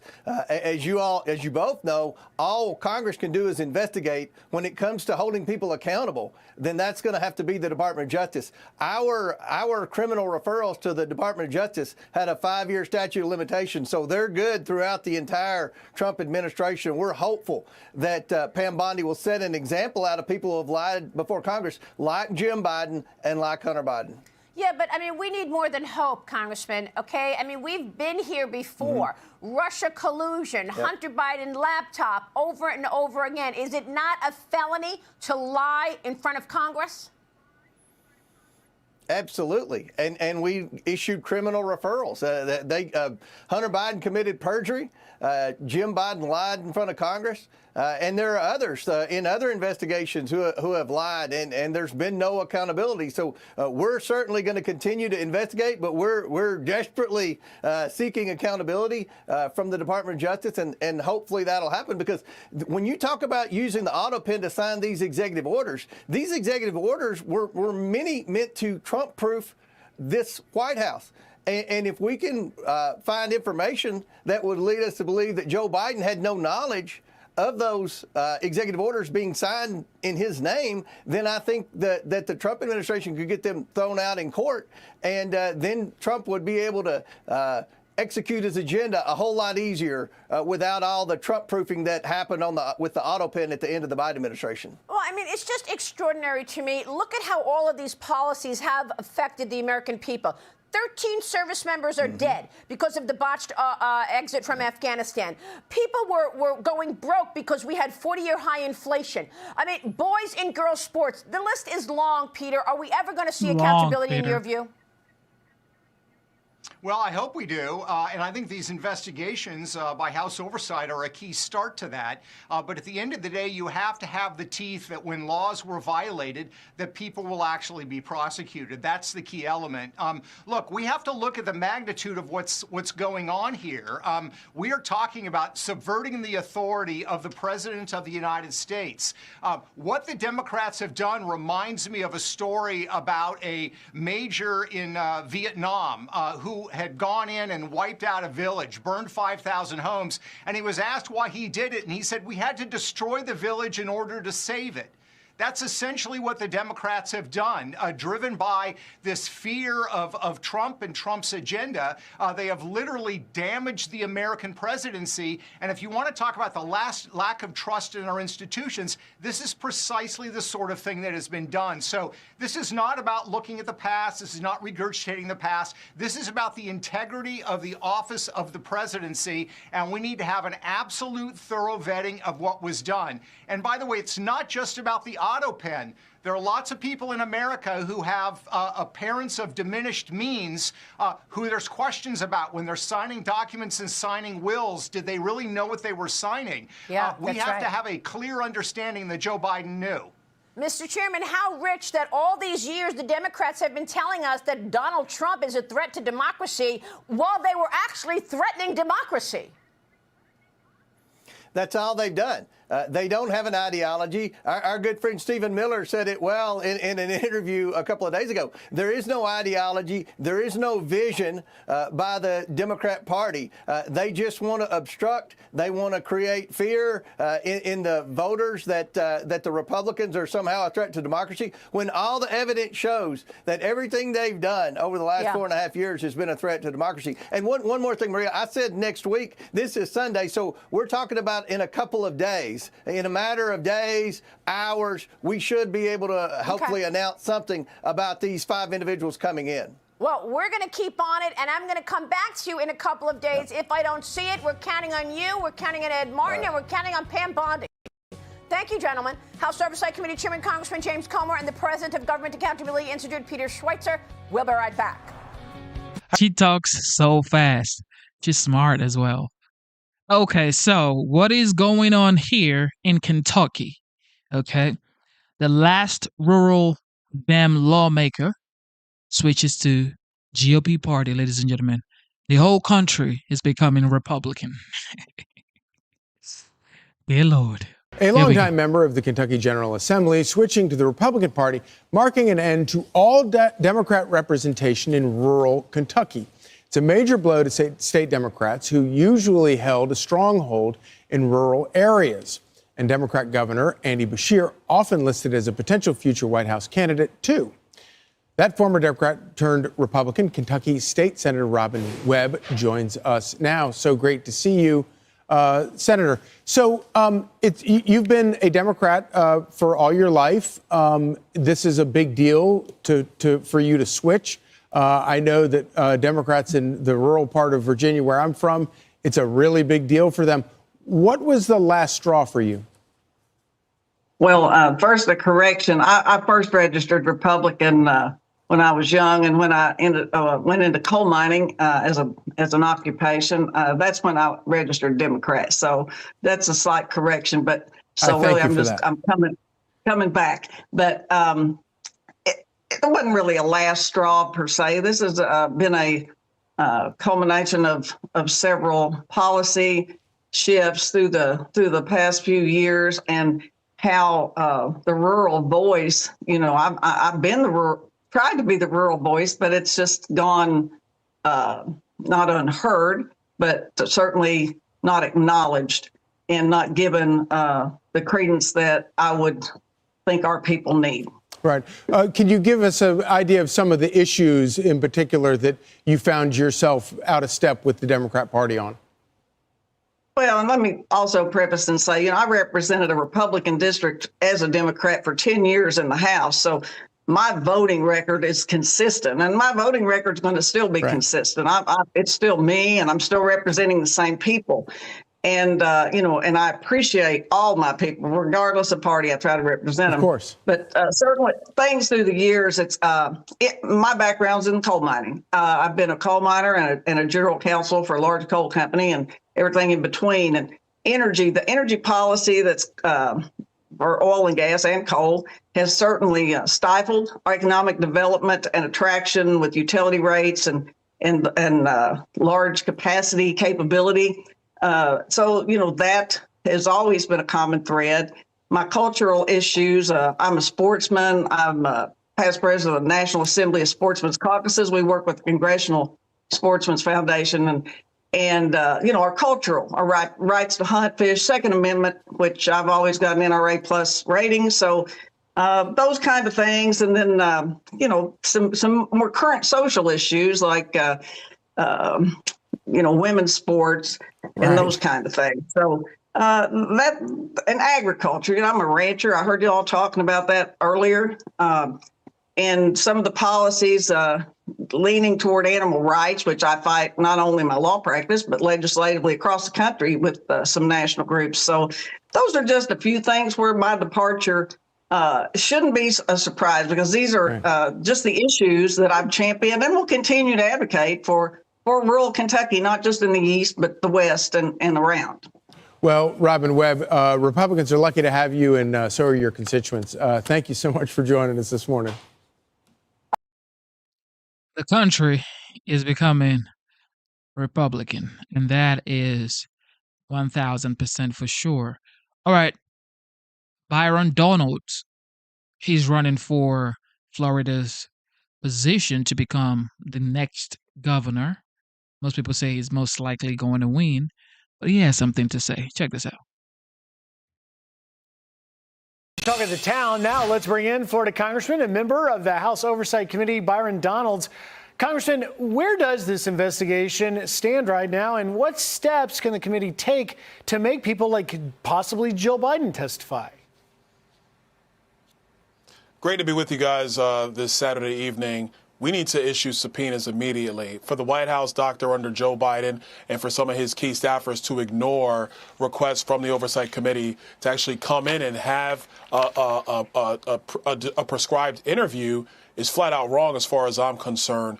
The fact that the auto pen was used, in my opinion, without Joe Biden's knowledge of what was actually going on, because there were clear issues with his mental capacity, and not just mental capacity, his physical abilities to actually carry out the mission as commander-in-chief. It requires a lot of questions to be answered. So as far as I'm concerned, if they're going to ignore the requests of the Oversight Committee and then lawyer up, then go ahead and subpoena them, bring them in for questioning, and then we start our investigations from there.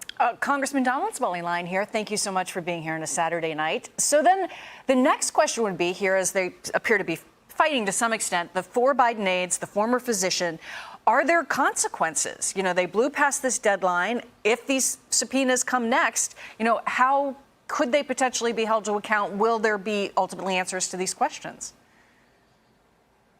Well, first, the subpoenas have to be issued, and I would implore Speaker Johnson and also Chairman Comer and the oversight staff to go ahead and issue those subpoenas, bring those people in.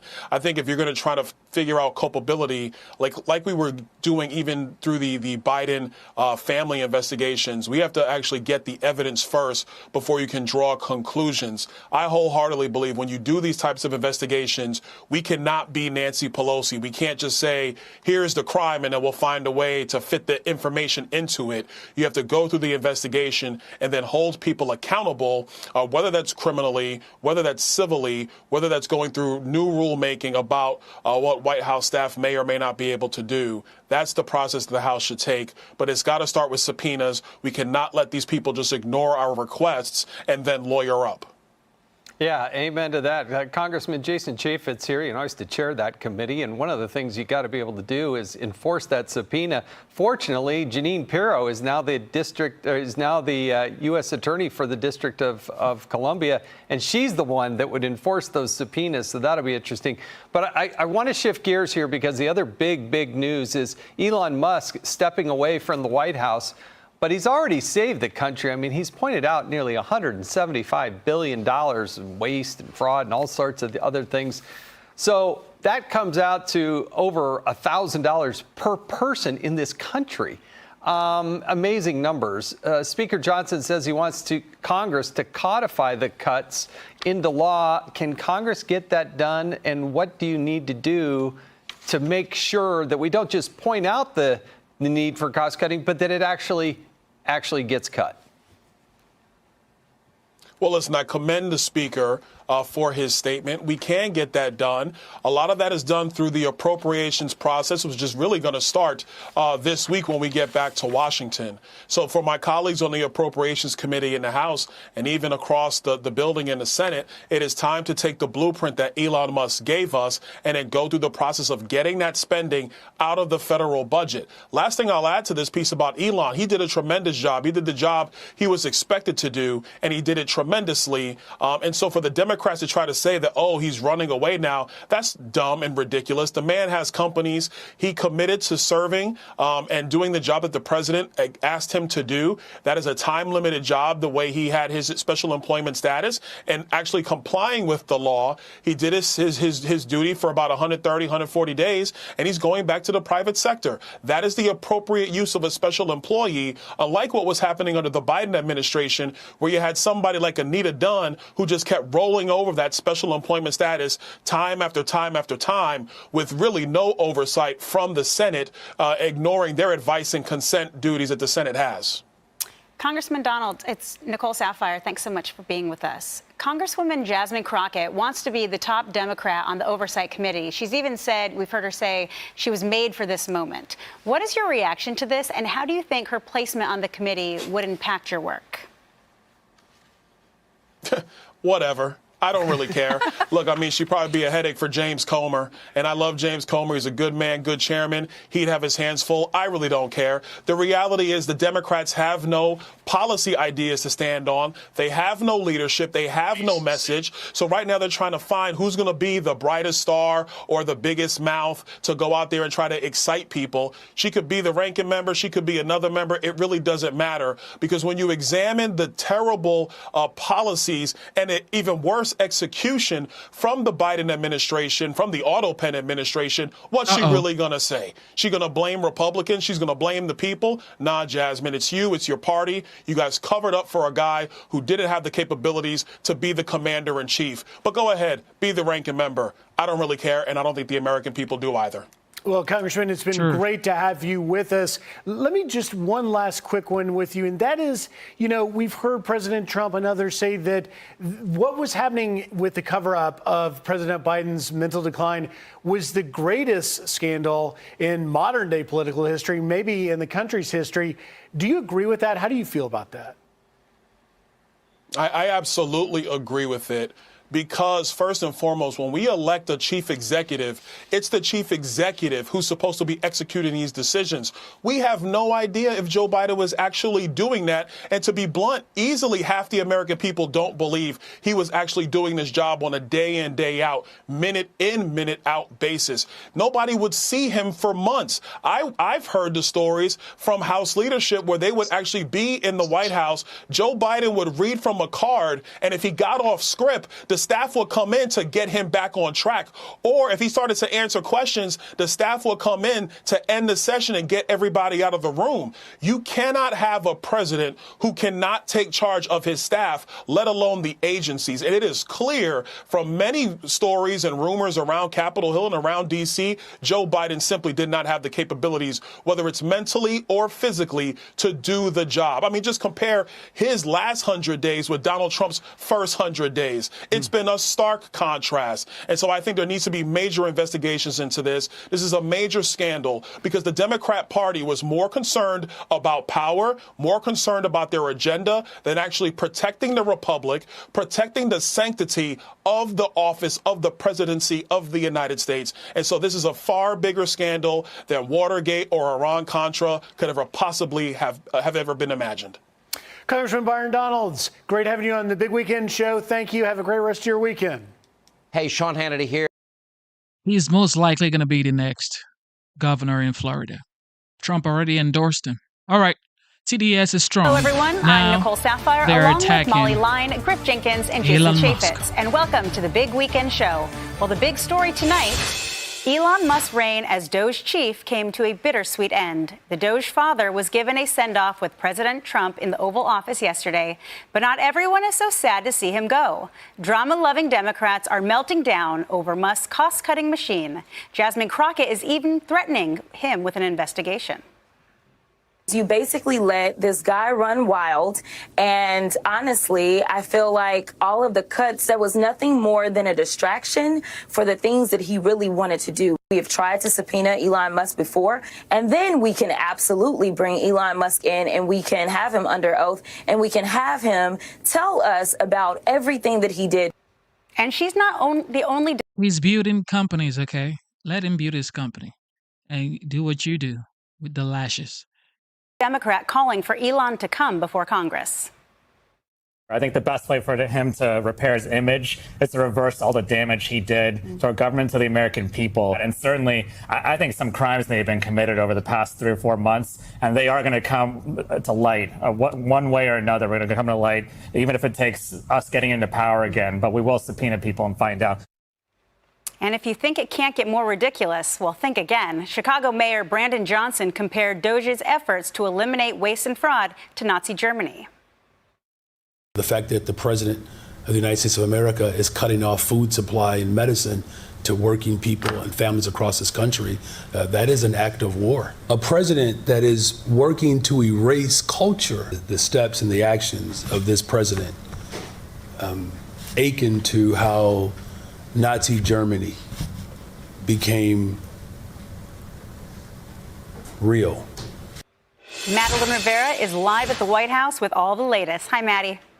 Hey, Nicole. Democrats may be happy to see Elon Musk formally leave Washington, but their issues may not be over as the administration promises to continue Doge's work. It is permeating throughout the government, and I'm confident that over time we'll see $1 trillion of savings and a reduction in $1 trillion of waste and fraud reduction. The White House says many Doge employees are staying in the administration, continuing to cut costs. Republicans in Congress, too, want to formalize the cuts Doge has already made. To them, that's where Musk and Doge's impact lies. It's not solely about its claimed $175 billion in savings, which is short of its initial $2 trillion goal. Democrats want to investigate Musk and Doge, but they say they might have to wait to hold him accountable. We have tried to subpoena Elon Musk before. The Republicans did not want to do that. So, listen, I think that, unfortunately, we're going to have to wait until the Democrats are in the majority. The president, meantime, making a few announcements on steel, saying his partnership between U.S. Steel and Nippon will create jobs and boost the U.S. economy. He says U.S. Steel will remain under American control, though some union leaders are skeptical. They're especially worried about what this could mean for national security. The president is also raising steel and aluminum tariffs from 25% to 50%, which he hopes will boost these industries. That is set to take effect on Wednesday. Another thing we're watching this week, the White House is planning to send a $9.4 billion Doge cuts package to Congress, perhaps as soon as next week. Nicole, back to you. Thanks so much, Madeline Rivera. Got it. So, Griff, we heard Jasmine Crockett say right there that they want to subpoena Elon Musk. They want to hold him accountable. But right now, they don't hold the majority. So will all of these investigations actually go anywhere? No, they're not going anywhere. And Jason can certainly talk about that when you're in the minority. But, I think, as we watched on Friday, Elon Musk, a private citizen worth billions, I guess maybe the wealthiest billionaire on the planet, actually made the sacrifice to come into government for 130 days, a special government employee, and the president has the right to appoint those. So I'm not sure there were any crimes committed here, but take on the bureaucracy. History's going to look back, Nicole, and say, wow, one guy was willing to take on the bureaucracy. And whether he gets to $1 trillion or $2 trillion, he's at about $200 billion now in cutting waste, fraud, and abuse, transgender operas in developing countries, cocaine for mice to see if they feel good. The president read a whole list of it that reminded us just how ridiculously out of control our government came. And yet no one, over the decades people have talked about cutting waste, fraud, and abuse, no one's actually done it. He did it. And so I think Jasmine Crockett's got it wrong insofar as once he's gone back to his private life, and as Elon Musk said, the Doge spirit will continue. They're going to keep trying to identify things.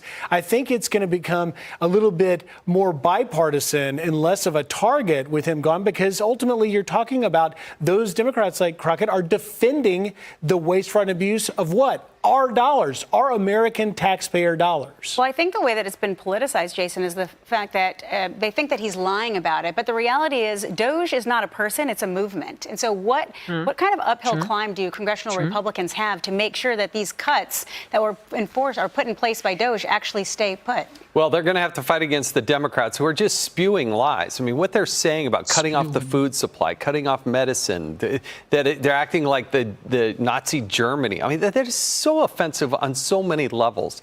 So you got to fight against that clutter out there and that 20% of the Democrats that they're talking crazy talk here. But Republicans have have the opportunity. They were given a mandate with Donald Trump becoming the president to actually implement these, to put them into the code. Part of that will be in the big, beautiful bill, but most of it is in discretionary spending. Those require separate bills, separate appropriations. And that's the challenge to Congress, because this has festered far too long.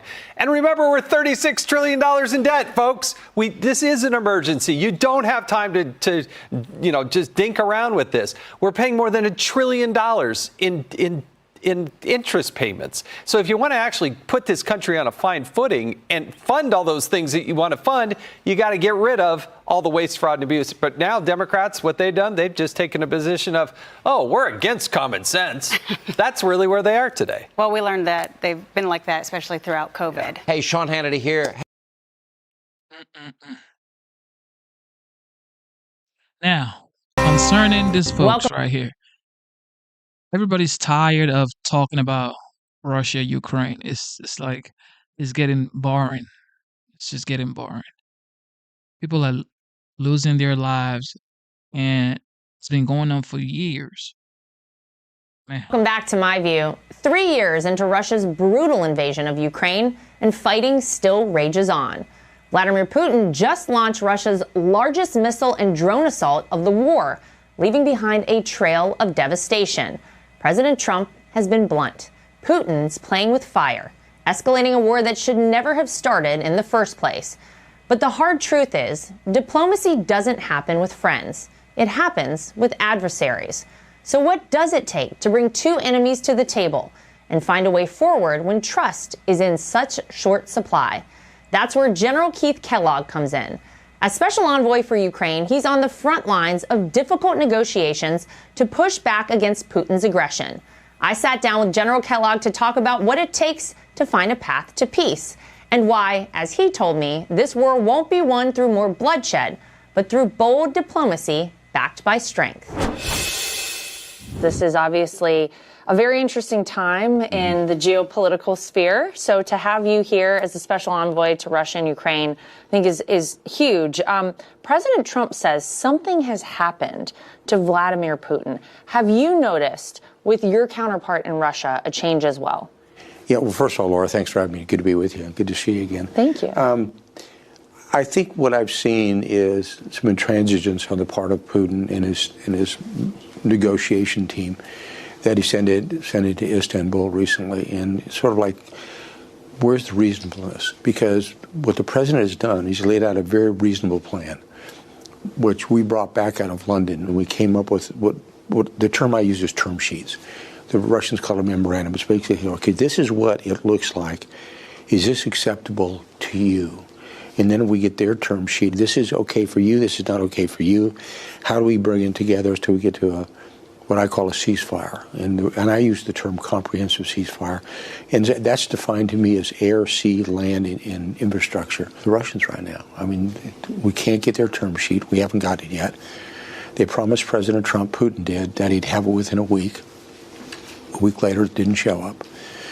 So I said, okay, so I kind of need to know what your start point is. We worked really hard after being in London that we kind of came up with these 22 points that they, agreed to. And I said, I think the reason why I thought it was pretty good is neither side really liked it 100%. But I credit your father-in-law for having the courage to go out and do something and talk to him. He's done more in 120 days than President Biden did in 1,211 days. So I said, it's really pretty impressive what he's done by even getting the sides to sit down and talk. Do you feel confident that we will see the pieces fall into place ultimately for an end to this war?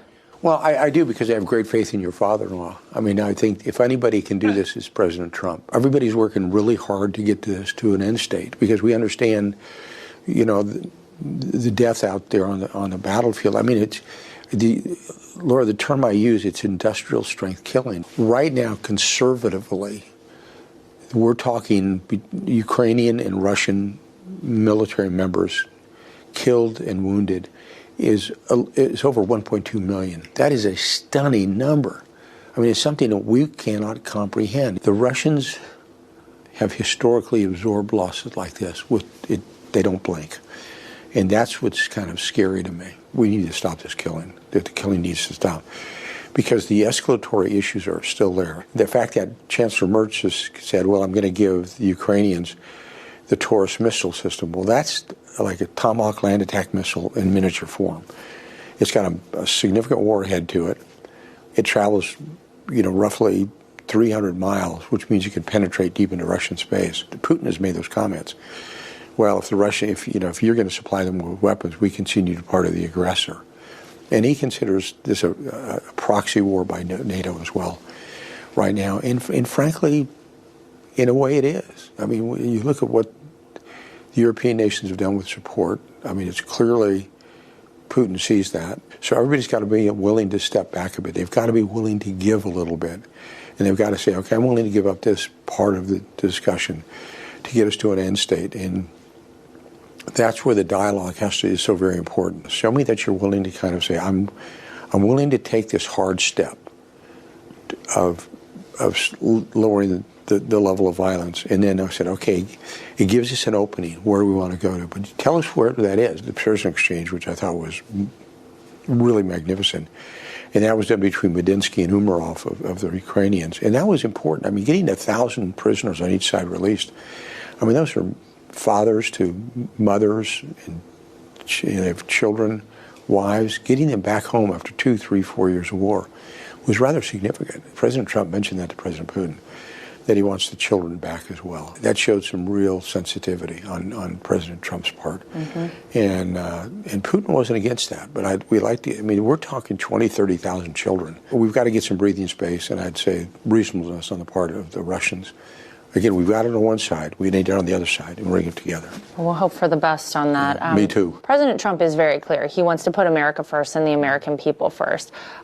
Where do we stand on a policy like that? It is America first, because I think when you look at the grand scope of things, when you look at the world condition we're in, it's not a condition that President Trump left from his last term, because we didn't have the Russians, the North Koreans, the Iranians, and the Chinese all together. They were fragmented. They were apart because he kept them apart.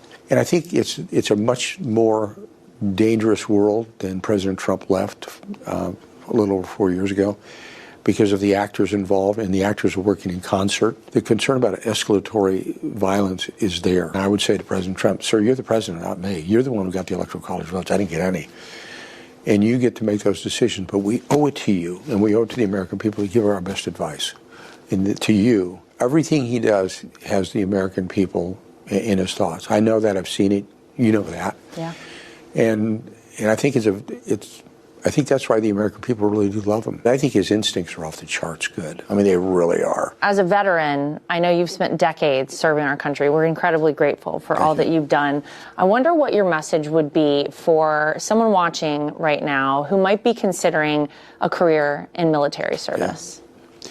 Well, I'd say to them, it's probably a pretty good place to be right now. They've got a great commander-in-chief who's always going to have their back. If I was back in uniform, I'd say, okay, I can fight for this guy as my commander-in-chief. And my youngest son is still in uniform.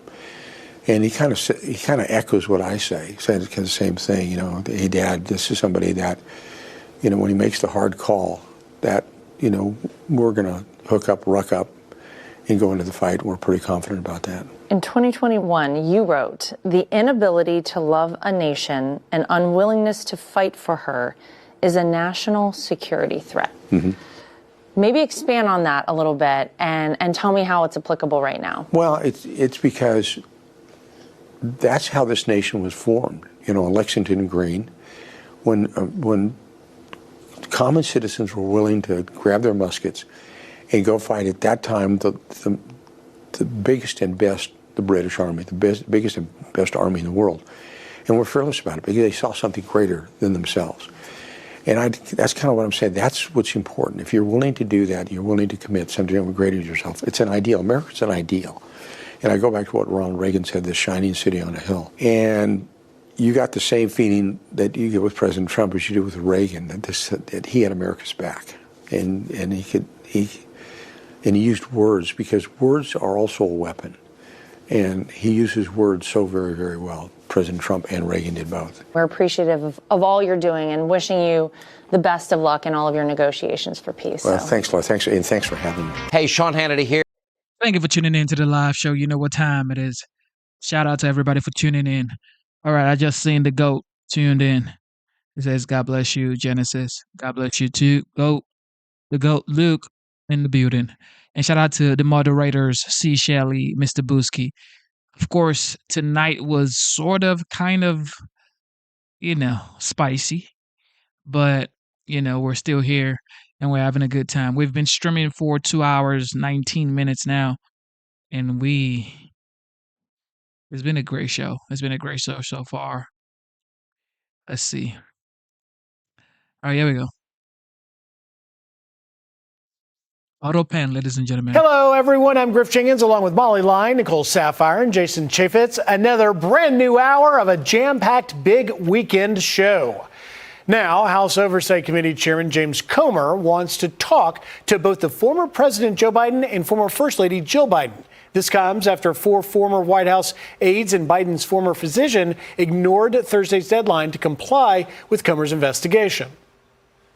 Who was giving the authority for use of the auto pen? Remember, Sean, there was more activity in the last 100 days of the Biden administration than the first 3.5 years of the Biden administration. Many of the far-reaching executive orders were signed during the last 100 days, and they were all signed by the auto pen.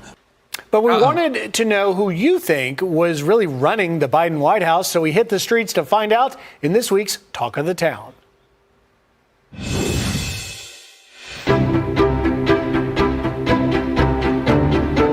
If it wasn't Biden, who do you think was running the country? That's the scary question of who actually was running the place. Could have been his aides. It could have been Jill.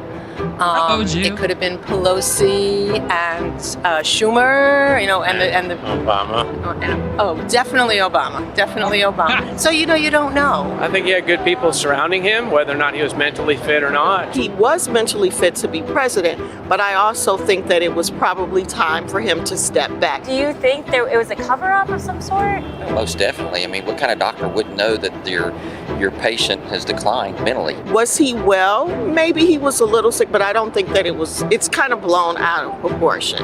I 100% think that he actually has Parkinson's.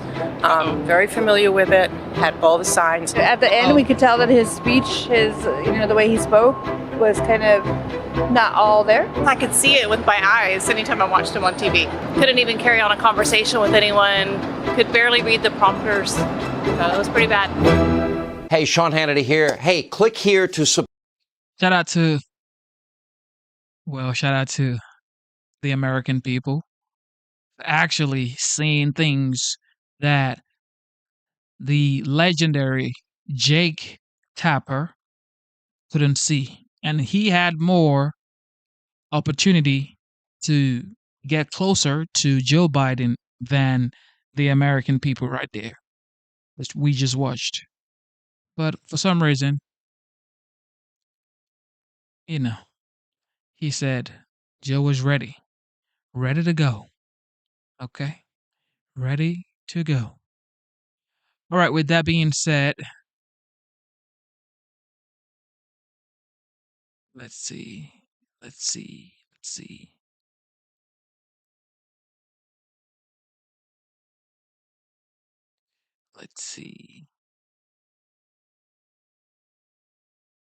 right, let's do this.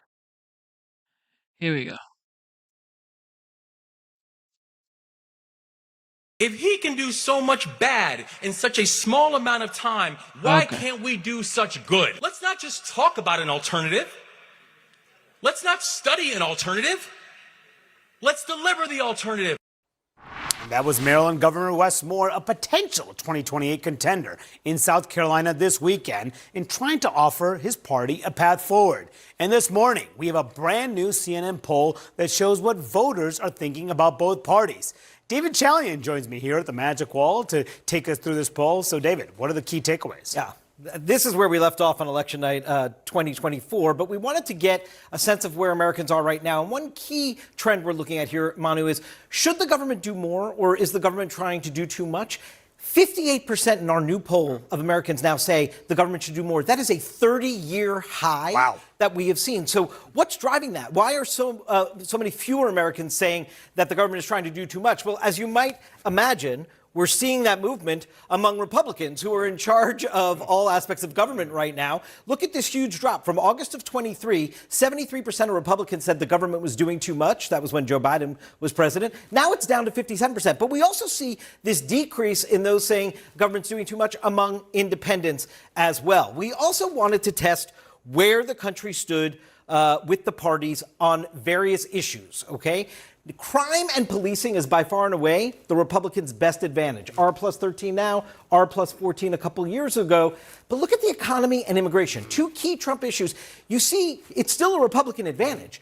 But you see that advantage is narrowing on both of those key issues. This gets to what Amy was saying, I think, about some of the anxiety people have about the economy over the tariffs that we were talking about. A dead tie on world affairs, and where the Democrats have the edge, education, abortion, and climate change. We also took a look at some key attributes. This is how Americans sort of see the parties. Which party is better described as the party with strong leaders? Look at this. Wow. 16% of Americans say Democrats, 40% say that of the Republican Party. Now, overall, no party's doing great. Lots of Americans say neither of these qualities apply to either party. But look at how much worse off the Democrats are. A party that gets things done. Only 19% of Americans say that about the Democrats. 36% say it about the Republicans. In fact, the only place that the Democrats are numerically ahead, party of the middle class, this is basically a tie, though. Yeah. 34% say that of Democrats, 32% say that of Republicans. But this, I think, is the most fascinating. How do partisans talk about their own party? Right? So among Democrats and Democratic leaners, 32% say Democrats are the party with strong leaders. I mean, of their own kind, right? 82% of Republican leaders say that about the GOP. Only 41% of Democrats say they're the party that gets things done of their own kind. And I will just say, 51%, Manu, a majority of Democratic and Democratic leaners say neither party gets the party that gets things done attribute. Imagine that's the project that Democrats are working on. Yeah, and beyond the issues here, there's some structural problems with the Democrats as well. There are. And again, this is where we ended up on election night in 2024. This is by county. Obviously, these were the results. But what I want to show you on this next map is we have this amazing opportunity. Donald Trump, a candidate 3 times in a row, to look at those 3 successive elections. And take a look here among the shifts that we saw across the country. Everywhere you see red here is a place that Donald Trump improved his performance from 16 to 20 to 24. Now, he lost some of these counties. He didn't win all of them. But you see how much more red there is than blue. Places where, Clinton did better than Obama, Biden did better than Clinton, and Harris improved on that. Far fewer places in America than when Donald Trump increased his vote share over those 3 successive presidential elections, Manu. Yeah, there's a lot to chew on there. David Chalian and is joined, and then my panel is back here as well. Amy, what do you make of for the Democrats? Yeah. We've seen bad poll after bad poll, yet another bad poll, and somewhat this is apathy among their own voters who just don't think their party's getting it done. Yeah. Now, listen, some of this is a hangover from the frustrations of the last 2 elections. And the frustration about Biden, right? That he really was not present for the last year or so in their minds as president. So the last person they remember is Joe Biden. They didn't feel like he was a strong leader, and now they're not seeing anybody fill that gap. The second is when you're the out party, you're always frustrated because we don't live in a country where we have opposition leaders. There's one person who's tagged as being the voice of the party. You don't get a leader of your party until a presidential election when you get a nominee, and that's the face of your party. So everybody now, we showed what was going on in South Carolina. Everybody's trying to, on the Democratic side, be that voice. But I think it speaks to a bigger challenge for Democrats. They have spent the last 8 years being the party that is the anti-Trump party. They haven't been the party that is the pro fill-in-the-blank party. So they've been very much defined by Donald Trump, not defined by what they want to be. Amy, Dan, in your time covering politics, you've seen Democrats in the minority before. Have they ever been this much in the abyss? Well, you could go back to the late 80s when they lost 3 consecutive elections by huge electoral margins. And they went through a long period. It took a number of years for the party to regroup, and Bill Clinton ultimately brought them out of that. What we are not yet seeing right now is the same kind of intellectual self-reflection about they have what are the problems of the party. What do we do about those? How do we negate or minimize the things that people don't like about Democrats? And how do we maximize the things that people may like about Democrats? That process has barely begun, if at all. There's so much talk about who is the leader, but in a sense, before you can say who is the leader, it has to be, well, what are we about, as Amy was saying? And right now, the Democrats are not. They don't have any consensus of what that's going to be. And there is this internal conversation to the point that you're making. You hear Democrats say all the time, the anti-Trump thing can be sufficient here. But that is what presents this challenge, that they haven't, they are not tackling that in the way, absent Trump. I think they would be forced to tackle that in a way. But because of the anti-Trump energy that they tapped into 2018, that prevented 2022 perhaps being as bad as they thought it was going to be, there are some Democrats that are just very focused on harnessing that anti-Trump energy as the way to the promised land without doing that important work. Well, and there are a lot of rank and file Democrats who want that to be the focus. Right. They want the leadership, to the extent there is leadership, to focus on Trump. But the other piece has to go along with it. Without a doubt. Yeah, and we heard Wes Moore, the Maryland governor, here at the top of the segment, talking about his message as he was in South Carolina this weekend. This is the Minnesota governor, Tim Walz. We didn't just lose the working class. We lost the working class to a billionaire who gives tax cuts to other billionaires. This last election, you could hear the primal scream of folks. Working class folks were in pain. They were yelling from the top of their lungs, do something, do something. I mean, is that the message that these Democratic voters want to hear? To do something? Yes. And what that something is, as these guys both pointed out, is the big question mark. I think the more progressive, or maybe it's fair to say the more online folks in the Democratic Party just want it to be the party of opposition, to be the party of resistance, versus stop focusing so much on that. Tell us what you're going to do for me. And I think that's where Democrats really sort of lost their way. Now, you can argue that if you're at the Biden administration, we did a lot of things for the working class. Look what we did on infrastructure. No. What you do for the working class is calling them the uneducated. You call the working class the uneducated people. That's what you call them. That's what you call them. And guess what? They voted for Trump in droves. Look at what we did on bringing jobs back, on bringing manufacturing back. All of those things were focused exactly on the working class. Yes. But we were bad at communicating. Right? You hear that a lot. Thing. They say that a lot. But look, we do stuff, but we can't communicate. To that point, I mean, the party of the middle class in this poll, it is basically a dead heat between Democrats and Republicans, how they are viewed on that issue.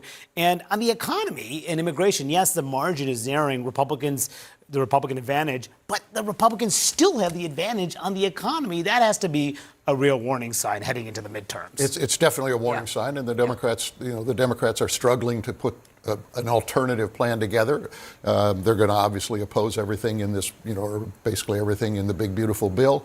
But I don't think that's sufficient. I mean, again, it is a broader message about economic well-being, but they also have to deal with the cultural side of our politics, and that has been a big roadblock for them winning back a lot of white working class voters, and now Latinos and some blacks. Yeah, and young voters. But which is why that last map that I was showing, where you see the Democrats improving upon their performance, this is in higher income, higher educated areas in the country. The large swath of not college educated, more working class, that's where Trump's improving his performance over each cycle. I mean, you can see why certain states, just looking at that map, have been taken off the battleground map and have become really in the Trump era Republican states. Yeah, fascinating discussion. Great. Man, please. Coming from the same folks that told you Biden was strong and ready to go. Uh-oh. Mark Levin, ladies and gentlemen. Welcome back, America. You know, our next guest is Newt Gingrich, and I've come to learn over the decades, because I've known him for decades, that when Newt has something to say, we ought to listen, because he's very prescient, substantive, historian, and he's been through the ringer himself. You know, Newt Gingrich, Donald Trump, has there ever been a candidate for president who's been so abused, so smeared, personally and politically, as Donald Trump, civilly, criminally, impeachment, January 6th committee, and yet been so consequential already? You have a brand new book out, Trump's Triumph, America's Greatest Comeback, which is out America's Tuesday. Greatest Comeback. This is your first exclusive interview. You can get it at Amazon.com. And your book is loaded with historical and current day examples of how this is really a remarkable time with this man, right?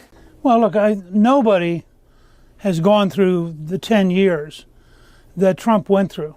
I mean, it's an astonishing personal achievement when you think about 2 impeachment efforts, 4 efforts to put him in jail, 2 assassination attempts. I mean, the list just goes on and on. What was essentially a totally rigged election in 2020, he could easily have quit at that point. But instead, he made one of the most amazing comebacks in American history. Nobody had ever taken out a president and a vice president in 1 year, and yet Trump did. So when you look at the totality, and this is why the book really has sort of 2 parts. One is Trump's triumph. It's a personal, amazing story. The other is America's comeback. The American people were fed up with the Obama-Biden system, and they were determined to get rid of it, and they didn't care whether the name was Biden or Harris. They were going to get rid of it. And it's the combination of Trump's triumph and America's greatest comeback that makes this such an extraordinary period. Really, an extraordinary individual, an extraordinary president, and he's just started his 2nd term. He has changed, really, the way we think about economics, the way we think about law, the way we think about foreign policy, in really an extraordinary way and in an extraordinarily short period of time, no? Yeah, I would say that he is the 5th great change agent in the White House after Jefferson, Jackson, Lincoln, and FDR, Franklin Delano Roosevelt. And what we're seeing is changing the world. It's not just changing the United States, but because we are, in many ways, the central country on the planet. When we start to change, lots of other people pay attention, lots of other people start to change, and I think you're going to see a continuing effort.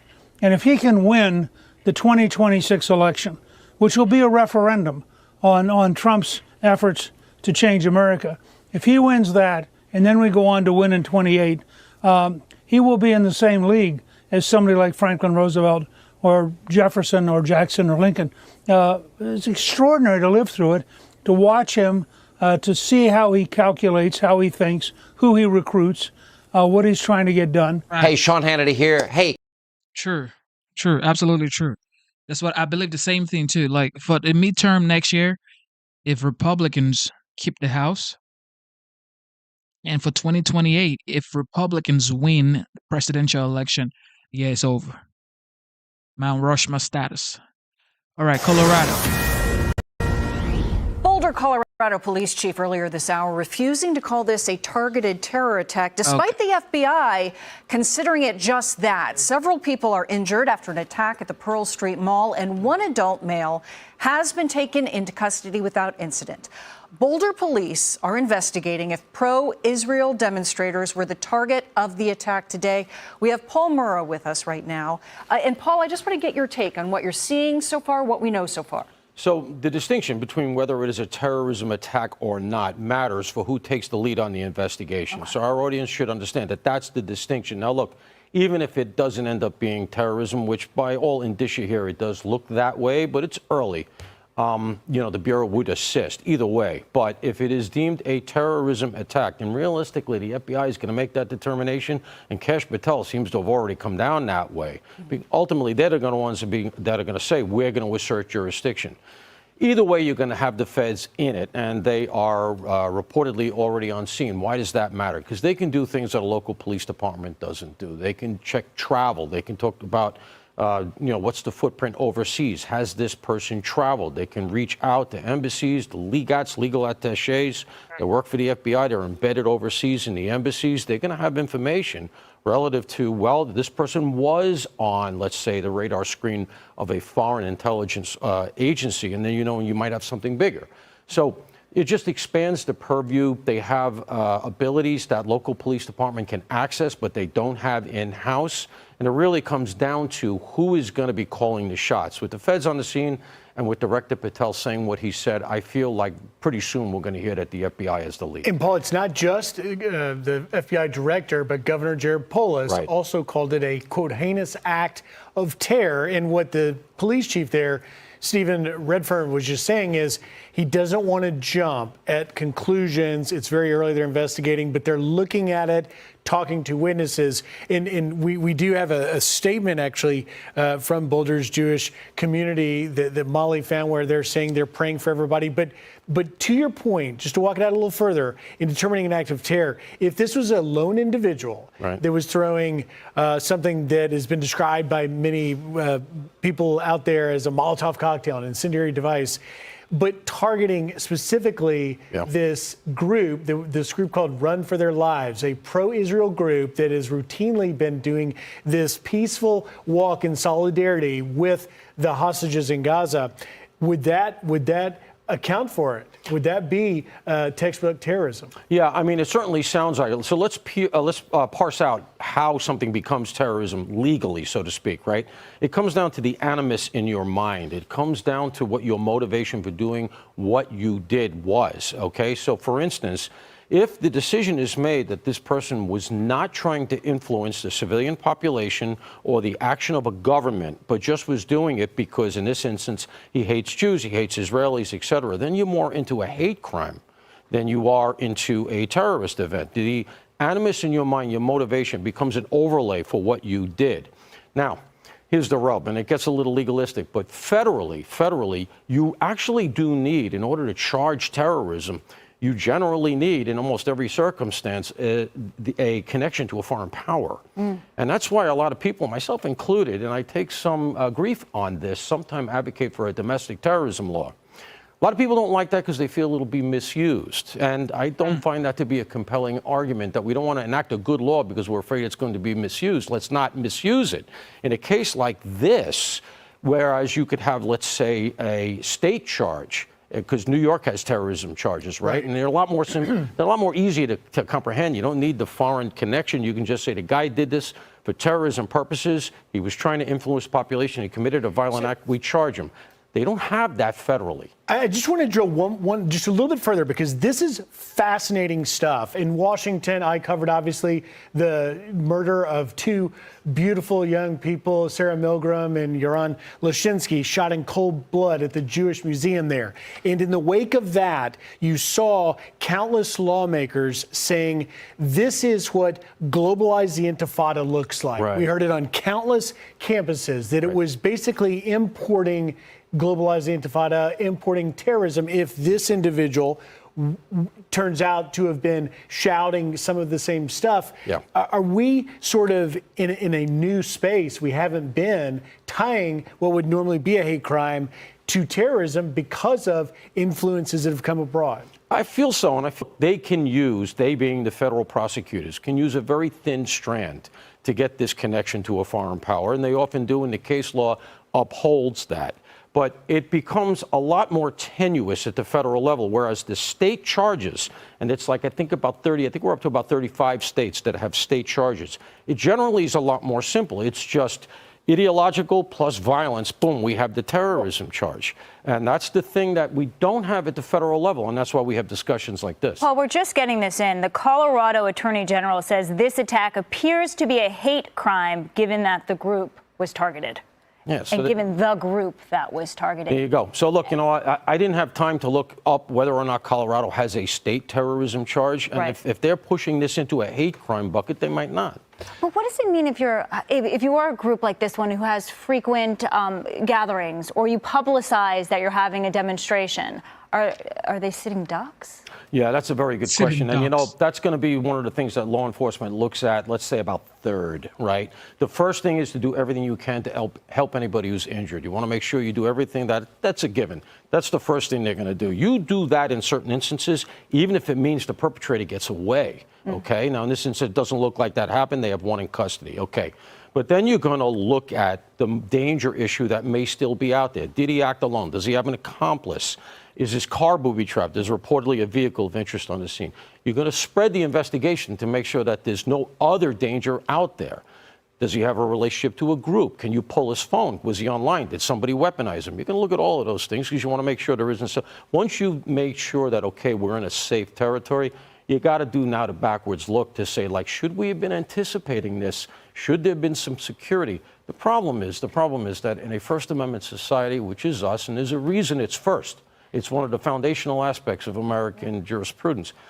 It's very, very difficult as police, federal, local, state, doesn't matter, to interdict things before they happen. You can put security guards and stuff like that, but in a First Amendment society, to be quote unquote spying, and I hate to use that word, to be trying to penetrate people's communications before they do something, gets you into a very dicey area, and law enforcement has to default to giving people their rights. So with multiple victims at least two different hospitals, you have one in custody. Take us into real time. How fast does this all happen? We watch TV shows and it gets done in a half an hour. But the reality of what's going on here between the feds, competing jurisdictions, you probably have a sheriff involved, you got local police department. And somebody it's not as sophisticated, I would think, as maybe like a New York City or a Philadelphia compared to a Boulder, Colorado, which isn't dealing with this every single day. Explain to us in real time what's going in. They expanded the perimeter of which they were looking at. Yeah. What else is happening? All right, so here's what they did. They set up a command post. You'll hear that alluded to. Sometimes they use an acronym, et cetera, but that's the gist of it. And what happens when something like this happens is everybody runs at it. Your job as the incident commander, all right, and there's going to be one person. You go up high enough, it's going to be one person calling the shots. Right now, it looks like it's the chief of police. If it goes federal, as I was saying earlier, it'll be somebody from the FBI. They'll make that determination soon. Everybody is going to have their bosses, their big wheels. They're all going to be positioned under this tent, probably outside near the scene, but not at the scene. And they have to get on the same page. And one of your jobs is to say, slow it down. Okay, we have enough people here. We need other people to do other things. Like I said, go to his residence, go to his job, interview people that knew him. Do we have any devices? Does he have a computer? Can we look into even financials? Let's pull his travel. All the stuff that makes common sense, but it has to be done off scene. Whereas the inclination as law enforcement is to run at the thing because you want to help. It's in your DNA. Part of your job now is to take command. And you also have to say, this could be a while. So if you have people who, let's say, caught this at the end of their tour, they've been working 8, 9 hours, they were out there already, you say, you, and you, go home. I may need you tomorrow. We're going to have 3 more that just came in. We put them on overtime, and we're going to run this thing in an organized way, because otherwise you lose stuff. Smart. You lose stuff that could Really be smart. important later at trial. Paul, just quickly, we're going to go to Tees in just a moment, but we're looking at an active scene. They've asked people there in that area to avoid the area. They've said the 1,200, 13, 1,400 blocks of Pearl Street between Walnut and Pine. What should people know there on the ground right now if they're near there? Stay away. Absolutely stay away. I mean, I'm sure the impulse is to come look and see what's going on, but all you're going to see is a bunch of cops. Which is, not exactly going to be anything that's really worth going to see, right? So just stay away from it. You never know. There could be a problem. You could have the vehicle involved. We don't know what the story is there. Paul. Stay away. Let them do their gig. Thank you so much, Paul. That was so smart from Paul. But anyway, if you missed the first segment about this Colorado situation, we're going to run it back. And they've actually revealed the person who did the attack, his name, his travel history. Check it out. And Paul, you have talked tonight quite a lot about wanting to know about who this individual is, what about his travel, what about his background. And we can break to our viewers now, per 3 senior DHS and ICE sources to Fox, according to our colleague Bill Malusian, doing some great work, that he is an Egyptian national who is in the U.S. illegally because of a visa overstay, who came during the Biden administration. Mohammed Sabri Solomon first flew into the U.S., according to these 3 sources of the DHS and ICE, flew into the U.S. on August of 2022 at LAX. He was authorized to stay through 2023, but never left. A little bit of more details coming into this, but you were very interested to learn as much as you can about Solomon's background. Yeah, and, so obviously one of the talking points is going to be the fact that he would not have been here and should not have been here if we were actually enforcing our immigration laws. I think for the purposes of the investigation now and the prosecution and what charges are brought, et cetera, what they're going to be particularly interested in is any of the contacts that he had back home. He's here now. It's about 3 years. So any conversations he had back then may or may not be pertinent. But was he reaching back home? Was he in contact with bad elements overseas? These are the things that those U.S. attorneys that spoke at the press conference and the DA, they're going to be looking at very hard so they can figure which way to go with this investigation. And look, this guy's going to be heavily charged. In a way, it almost doesn't matter. He's going to be heavily charged. He's going to be locked up for life. What we really need to do is to look at why it happened, how it happened. Those are the things that are really more important. And actually, some of them are outside the purview of investigators and the police. And the fact that we have the stuff going on these campuses and that the administrations, whether it's Columbia or Harvard or any of them, seem to just shrug. These are the things that I think as a society, more importantly, we have to be looking at. And officials saying that this cannot happen, will not happen. Again, Paul Morrow, former NYPD inspector and Fox contributor. Paul, thank you for your insights. So helpful tonight. Yep. Illegal alien. That's just wild. How can you be an illegal alien and then you commit the steps of crimes? Great. This is a Fox News alert. I'm Griff Jenkins in New York. A man is in police custody after he reportedly set people on fire in Boulder, Colorado, leaving multiple people hurt. The press conference in Boulder starting now. Let's listen in. FBI Denver Special Agent in Charge, Mark McCulloch. His name is Mark, M-A-R-K, McCulloch, M-I-C-H-A-L-E-K. After that, you will hear from Boulder Police Chief Stephen Redfern. That is S-T-E-P-H-E-N. Redfern is R-E-D-F-E-A-R-N. After the 2 men speak, we will take a few questions at the end. Thank you. And now, Mr. McCulloch. The FBI shares in the sorrow of the Boulder community, especially to those who have family or friends injured in this tragedy. We have surged resources and personnel to the scene. Our special agents, our victim specialists and evidence response teams are doing everything they can to assist our law enforcement partners. In the coming days, we will continue to support the victims and help uncover the events leading up to this terrible attack. Know that we stand with you, we grieve with you, and we are here to help for as long as it takes. We're early in the investigation, but some details have emerged. I'm able to confirm there are 6 victims, ages 67 to 88. All of them have been transported to local hospitals. This attack happened at a regularly scheduled weekly peaceful event.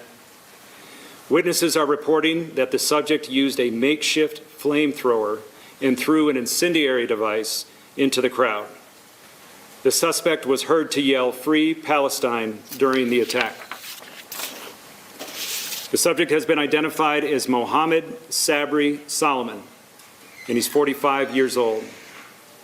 The FBI is processing the crime scene and the subject vehicle and interviewing key witnesses.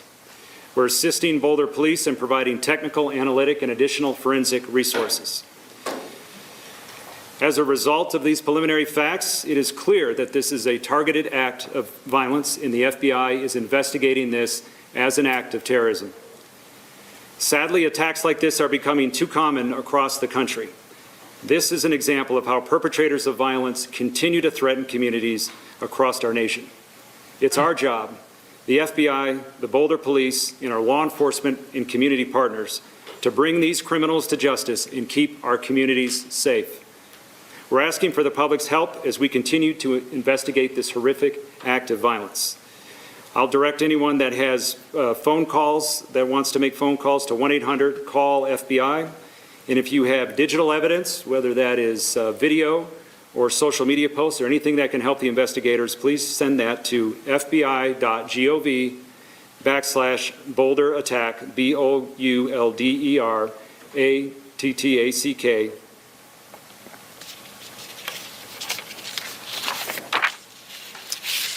Our strength as a society comes from our shared values and our commitment to protecting one another. Any attempt to protect, any attempt to divide us through fear or harm has no place in Boulder, in Colorado, or anywhere in our nation. We stand in full solidarity with those targeted, and we will continue to ensure that justice is pursued swiftly, that support is provided to victims and their communities, and preventative action is taken to protect everyone's safety. And I'll turn it over to Boulder Police Chief Redford. Thank you, Special Agent in Charge. As was mentioned, my name is Stephen Redfern, and I serve as the police chief here in Boulder. I want to thank, first and foremost, the FBI for their swift response today and our partnerships which preceded this attack today. We are very grateful for their assistance and we'll be working hand in hand moving forward. I want to give first an update on the scene. As many of you are aware, we have several blocks closed off in downtown Boulder surrounding the courthouse. We are still clearing that area for devices. We have multiple teams of K9 and our bomb squad and hazmat teams in that area.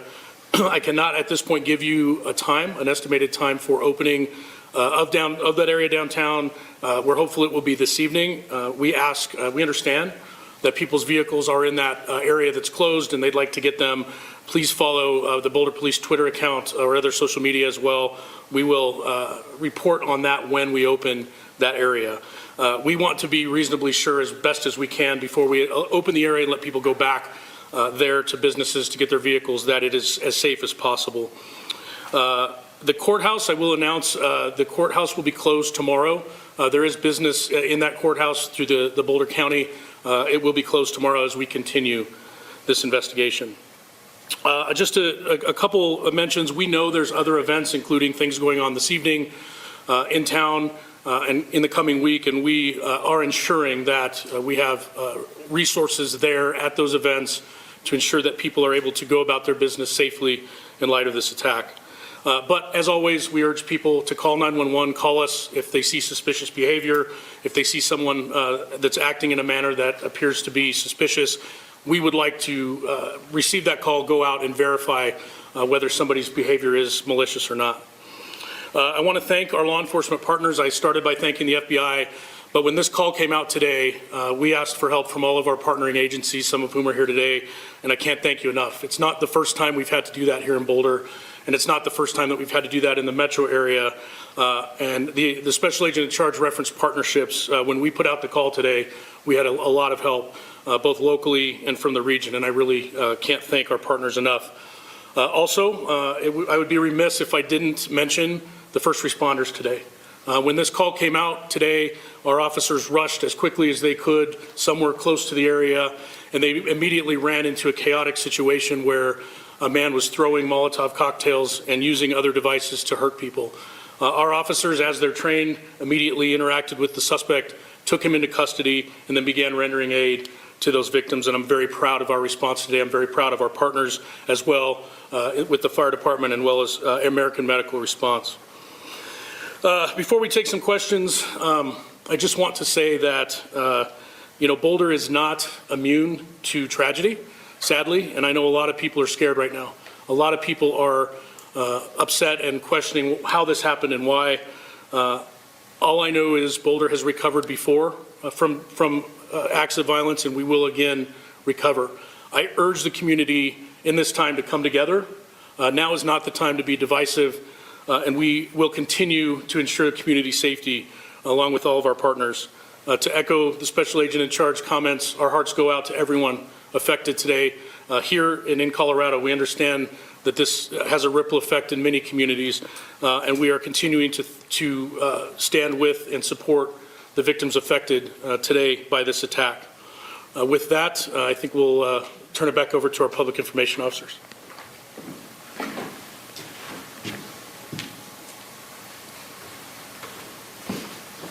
We've got time for a few questions. I'll call on some folks. Vicki, I have a Sure. question for Special Agent McCulloch. Is there any information that could indicate that this individual that is in custody is linked to a greater network or any particular group? Not at this time. The subject is in custody, but this will be a thorough and complete investigation, and those checks are ongoing. Colleen? Could you please tell us the spelling of this suspect's name and what custody he's in? Is he going to face federal charges or state charges? What's next for him? Got it here.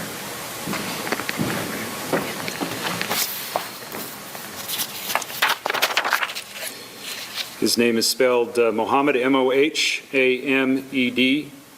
Sabry, S-A-B-R-Y, Solomon, S-O-L-I-M-A-N. And we are early in the investigative process. Both teams are working side by side collaboratively, and we'll see where the investigation goes. Yeah, Kaylee. For the chief, any update on victims' conditions, how they're doing? Yes, and I'm not sure if we stated prior, but it's been reported to us that the victims' age ranged from about 67 to 88, I believe we mentioned. We know that 4 of those victims were taken to Boulder Community Hospital and remain there or have been released. I don't know the status of that. 2 additional victims were airlifted to the Denver metro area, I believe to Aurora Hospital burn unit. At this time, all 6 victims are still being treated. And again, our thoughts are heavily focused on their recovery right now. Anything on the conditions of them? So the question was about the condition of the victims. The last update I had is that at least 1 victim was very seriously injured, probably safe to say critical condition, and then other victims received more minor injuries. I think there's a wide range, but we haven't talked to doctors yet and gotten an actual rundown of specific injuries. That doesn't include the suspect, does it? The suspect was injured. The suspect was taken to the hospital, and he was examined there as well. I'm not sure if he's been taken to the correctional facility yet or not. One more question. There are people online who claim to be witnesses that say there was a second attacker. Can you speak to that at all? What I can say, and I will say that I've been involved in several of these mass casualty events in my career, and there's almost always reports of multiple suspects. It's very typical. We did receive reports of differing descriptions.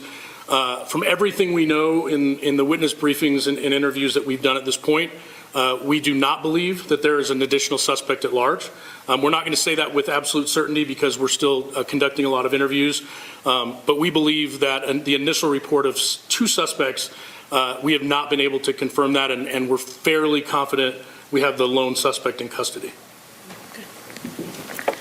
All right, so we also had a question about the prosecution. Boulder District Attorney Michael Doherty is present and can elaborate a little bit on that. I'll turn the mic over to him at this time. Good evening. I'm Michael Doherty. I'm the District Attorney for Boulder County, and first I want to echo what the Chief and the Special Agent in charge said. Our hearts go out to the victims, their loved ones, and our community. I also want to recognize the community members who responded and tried to render aid in the moments after this horrific attack took place, as well as who helped law enforcement, which acted with great courage in apprehending the suspect who is now in custody. I will emphasize that we're in the very early stages here, but the response by federal, state, and local officials is underway, and I greatly appreciate the work of the Federal Bureau of Investigation, their many agents, We have the Colorado State Patrol here, Boulder County Sheriff's Office, and of course, the Boulder Police Department. They're working hand in hand to ensure that we secure all the evidence, all the information, and all the witness statements we need to hold the attacker fully accountable. That is my promise, to hold the attacker fully accountable. The U.S. Attorney's Office and my office have a strong working relationship. We've worked on cases in the past. And as you know, when it's a mass attack, whether it be King Soopers, Club Q, Planned Parenthood, the list goes on, and unfortunately and tragically, that list is too long for the state of Colorado. But from those experiences, we have forged really strong working relationships and ensuring that we do everything possible, everything we can do and need to do to secure justice for the victims, their family members, and the Boulder community, as well as the state of Colorado. So we're in close communication with the U.S. Attorney's Office. The U.S. Attorney and I just spoke on the phone again now, and in the coming days, decisions will be made about what charges to file and where. There's a couple different options, but what I would stress now, most importantly, is we are fully united 100% in making sure the charges we bring hold the attacker fully accountable. Thank you very much. All right, thank you all for coming. Thank you for tuning in to the live show. It is currently 3:58 a.m. And of course, today's date is the 2nd of June, 2025. Summer is upon us, ladies and gentlemen. So if you had a New Year resolution for 2025, it's mid-year. So whatever was stopping you from pursuing your dreams or your goals or your aspirations, you better get on it. Get on it, because you don't want to leave the same year, 2025, like you lived in 2024. Life is hard, but you got to put in your best foot forward. With that being said, instead of looking for perfection, seek for consistency. Never give up on yourself. Never give up on your dreams. Never give up on God. Believe in yourself. Believe in your dreams. And believe in Almighty God. Shout out to our esteemed members. Shout out to the GOAT, Luke. Shout out to Ellie. Shout out to Ringmaster. Shout out to Sandra. Shout out to the GOAT one more time. And of course, shout out to our moderators, C. Shelley. Absolutely amazing. Shout out to Mr. Booski, the Bucket Master. If you need bucket for your tears, Booski got you. And we got some new members. Well, not new members, new viewers today. One of them, Takin. I don't know if I'm pronouncing your name right, but Takin, God bless you for tuning in. And if you haven't subscribed, everybody go on and subscribe right now. If you haven't double tapped your screen to give this video a like, double tap your screen to give this video a like. And shout out to the veterans. Shout out to the military personnel. You guys protect the homeland. Thank you for your service. And shout out to law enforcement officers as well. And everybody, man. God bless you. God bless the United States. This is my opinion. America is the greatest country on earth. Everybody has their own opinions, but this is mine, okay? America is the greatest country in the whole world. Straight up. And that's just my opinion, okay? So it is what it is. Stay united, okay? Liberals, conservative, it doesn't matter, okay? You are an American first, okay? America first. This is what I preach every day. So join us every time. It's good vibes here. Free speech, sometimes you get blocked. But for the most part, it is free speech platform. And it's going to stay that way as long as we keep going. All right. I love you guys, man. Stay strong. And fathers, yes, before I forget, fathers, take care of your kids. All right. Take care of your kids. Log in those hours, spend time with your kids because they need you. They need us. Okay. These kids needs their fathers. All right. I love you guys one more time. God bless you. God bless America. It is your boy Genesis, and I am signing out.